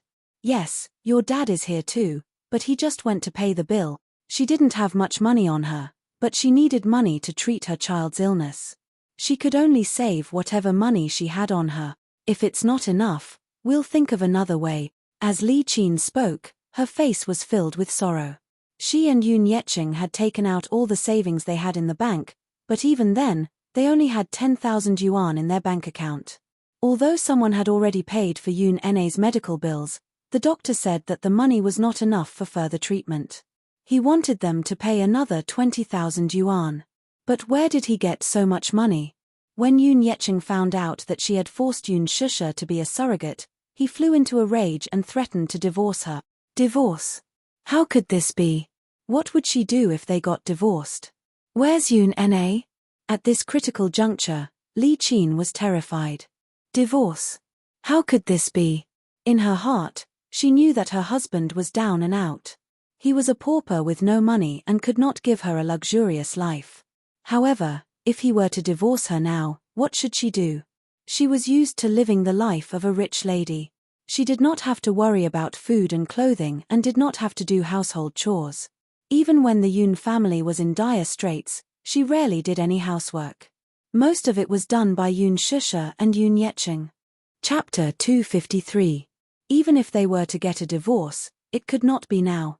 Now that Yoon Na was in such a predicament, she was still counting on Yoon Yeching to find a way to raise money for her to undergo plastic surgery. It would not be too late to kick him out then, but it could not be now. Besides, she was still counting on Yoon Shusha to bear some of the medical bills for them. Hence, when she saw her, her face was full of flattery. Li Qin also thought that Yun Shusha had rushed over to visit after hearing about this matter from Yun Tianyu. She only hoped that the latter would be magnanimous and pay for Yun Na's plastic surgery fees. Yun Shusha, on the other hand, clearly misunderstood. She thought that Li Qin had rushed over to visit Yo-Yo out of goodwill and paid for his hospitalization fees. She could not help but sigh inwardly. Sigh. This child is so pitiful. Her voice is hoarse from crying. My heart aches to see her like this. The doctor asked for 20,000 yuan, but your father and I only managed to scrape together less than 10,000 yuan after half a day of hard work. This is a time of worry. Don't worry, I brought the money. Which ward is he in? Yun Shusha asked anxiously when she thought of Yo-Yo. You brought the money? That's great. Li Qin immediately pulled her hand and led her into the elevator. When the elevator reached the 8th floor, Li Qin hurriedly led her to ward 5020. Yun Shusha was also anxious, but when she walked into the ward and saw the person lying on the bed with a bandage on her face, her expression froze. It was just that, at this moment, the person was half awake and half asleep. Lying on the bed, there was no reaction. What's going on? She asked immediately. She thought that Li Qin had rushed over because she knew that Yo-Yo was sick. Sigh. I don't know what's going on, either. It would have been better if she did not mention it, but the moment she asked, Li Qin immediately burst into tears. I received a call early this morning saying that something happened to Nana. Your father and I rushed to the hospital and saw her like this. Your father's heart ached so much that he cried behind my back. Yun Shusha's expression became more and more unsightly. She looked at Yun Na on the hospital bed with a complicated expression. Li Qin was still crying at the side and said, the doctor said that this child's face was cut several times and had to be stitched up with dozens of stitches. It seemed like it was cut by a blade. Some of the wounds were shallow, while others were very deep. There were several slashes. Wasn't this a deliberate attempt to harm others? The doctor said that the child's face was ruined. However, if they could gather enough money, they could go to a beauty clinic for plastic surgery. Perhaps they could recover their looks. Shusha, can you think of something? Yun Shusha was stunned, but her heart turned cold. She thought that Li Qin had some kind intentions. Yes. When she was young, she had a high fever and was hospitalized with pneumonia, but Li Qin had never once visited her. How much would she care about Yo-Yo when he was sick? Think of something. It's like this. Li Qin pulled her to the side. Her face was polite, and her tone was rare and gentle. Nana's face is disfigured, but the doctor said that if we could gather $500,000, we could get plastic surgery to recover her looks. You know that Nana has always been very vain. When she woke up and found out that she was disfigured, she tried to kill herself. Your father's heart ached and he blamed himself. Can you think of a way to gather $500,000? 500,000? Where do I get $500,000? Yun Shusha interrupted her. Her face turned even colder. Chapter 254. It was no wonder that Li Qin no longer mocked and ridiculed her when she saw her. It turned out that she was hoping that she would raise money for her daughter's plastic surgery, even though she didn't know what had happened to Yun Na that caused her face to be slashed dozens of times for no reason. Didn't she go straight home after leaving the cocktail party yesterday? But so what? Whether or not she was disfigured, whether or not she could be saved, to put it bluntly, even if she died, it had nothing to do with her. Li Qin usually called her a little b*tch, but once she realized that she still had some value, she would stick to her. Was she trying to squeeze every last bit of value out of her? She wouldn't be foolish again. Shusha. Li Qin saw that her attitude was cold, and her face turned stiff. She was about to flare up, but when she remembered that all her hopes were pinned on her, she could only swallow her anger and say calmly, "You can't be so heartless. Could it be that you're so heartless as to watch your own sister commit suicide?" "What do you mean by that?" Yun Shusha smiled mockingly. "I didn't cause her to be like this. Are you trying to push the blame to me? That's not what I meant. How can you criticize me like that?" Li Qin was also anxious. "Moreover, I didn't ask for too much. The doctor said it's 500,000. It's only 500,000. To you, it should be a small amount, right? 500,000? You just said a few words, and I have to give you so much money. Yoon Shusha suppressed the anger in her heart. I don't have it. You have it. Li Qin raised her voice. Why don't you have it? A few days ago, I saw you carrying an Armani handbag. That brand easily costs hundreds of thousands, and the more expensive ones are in the millions. You're telling me that you don't have money? Are you really so heartless as to leave her in the lurch? I was. Yoon Shusha frowned. When she heard Li Qin mention the gown, she felt gloomy. She wanted to explain, but on second thought, there was no point in saying so much to her. Hence, she rejected her with one sentence. I don't have money. You're so heartless. In any case, you should at least consider your father's kindness in raising you. Now that your sister is in such a miserable state, can't you do some good and think of a way to save her? Li Qin said bitterly. Suddenly, she said, to be able to afford such expensive clothes, you must have a big boss supporting you outside. As soon as he finished speaking, Yoon Shusha's face immediately turned pale. She actually said such unpleasant words with such a relaxed expression. There was more than one bed in this ward. The family members of the other patients were also present. They all looked at her curiously.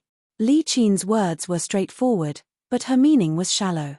She was simply saying that since she could afford to wear Armani, she must have a sugar daddy outside. But with so many people present, she didn't care at all. For a moment, everyone in the ward, including the patients and their family members, stared at her with colored glasses. From time to time, they would point at her, shake their heads, and sigh. When they saw Yoon Shusha walk into the ward, they were amazed. This girl was really fresh and beautiful. But they didn't expect that such a beautiful girl was actually a kept mistress. As a result, those gazes that were either filled with amazement or admiration turned into contempt and disdain.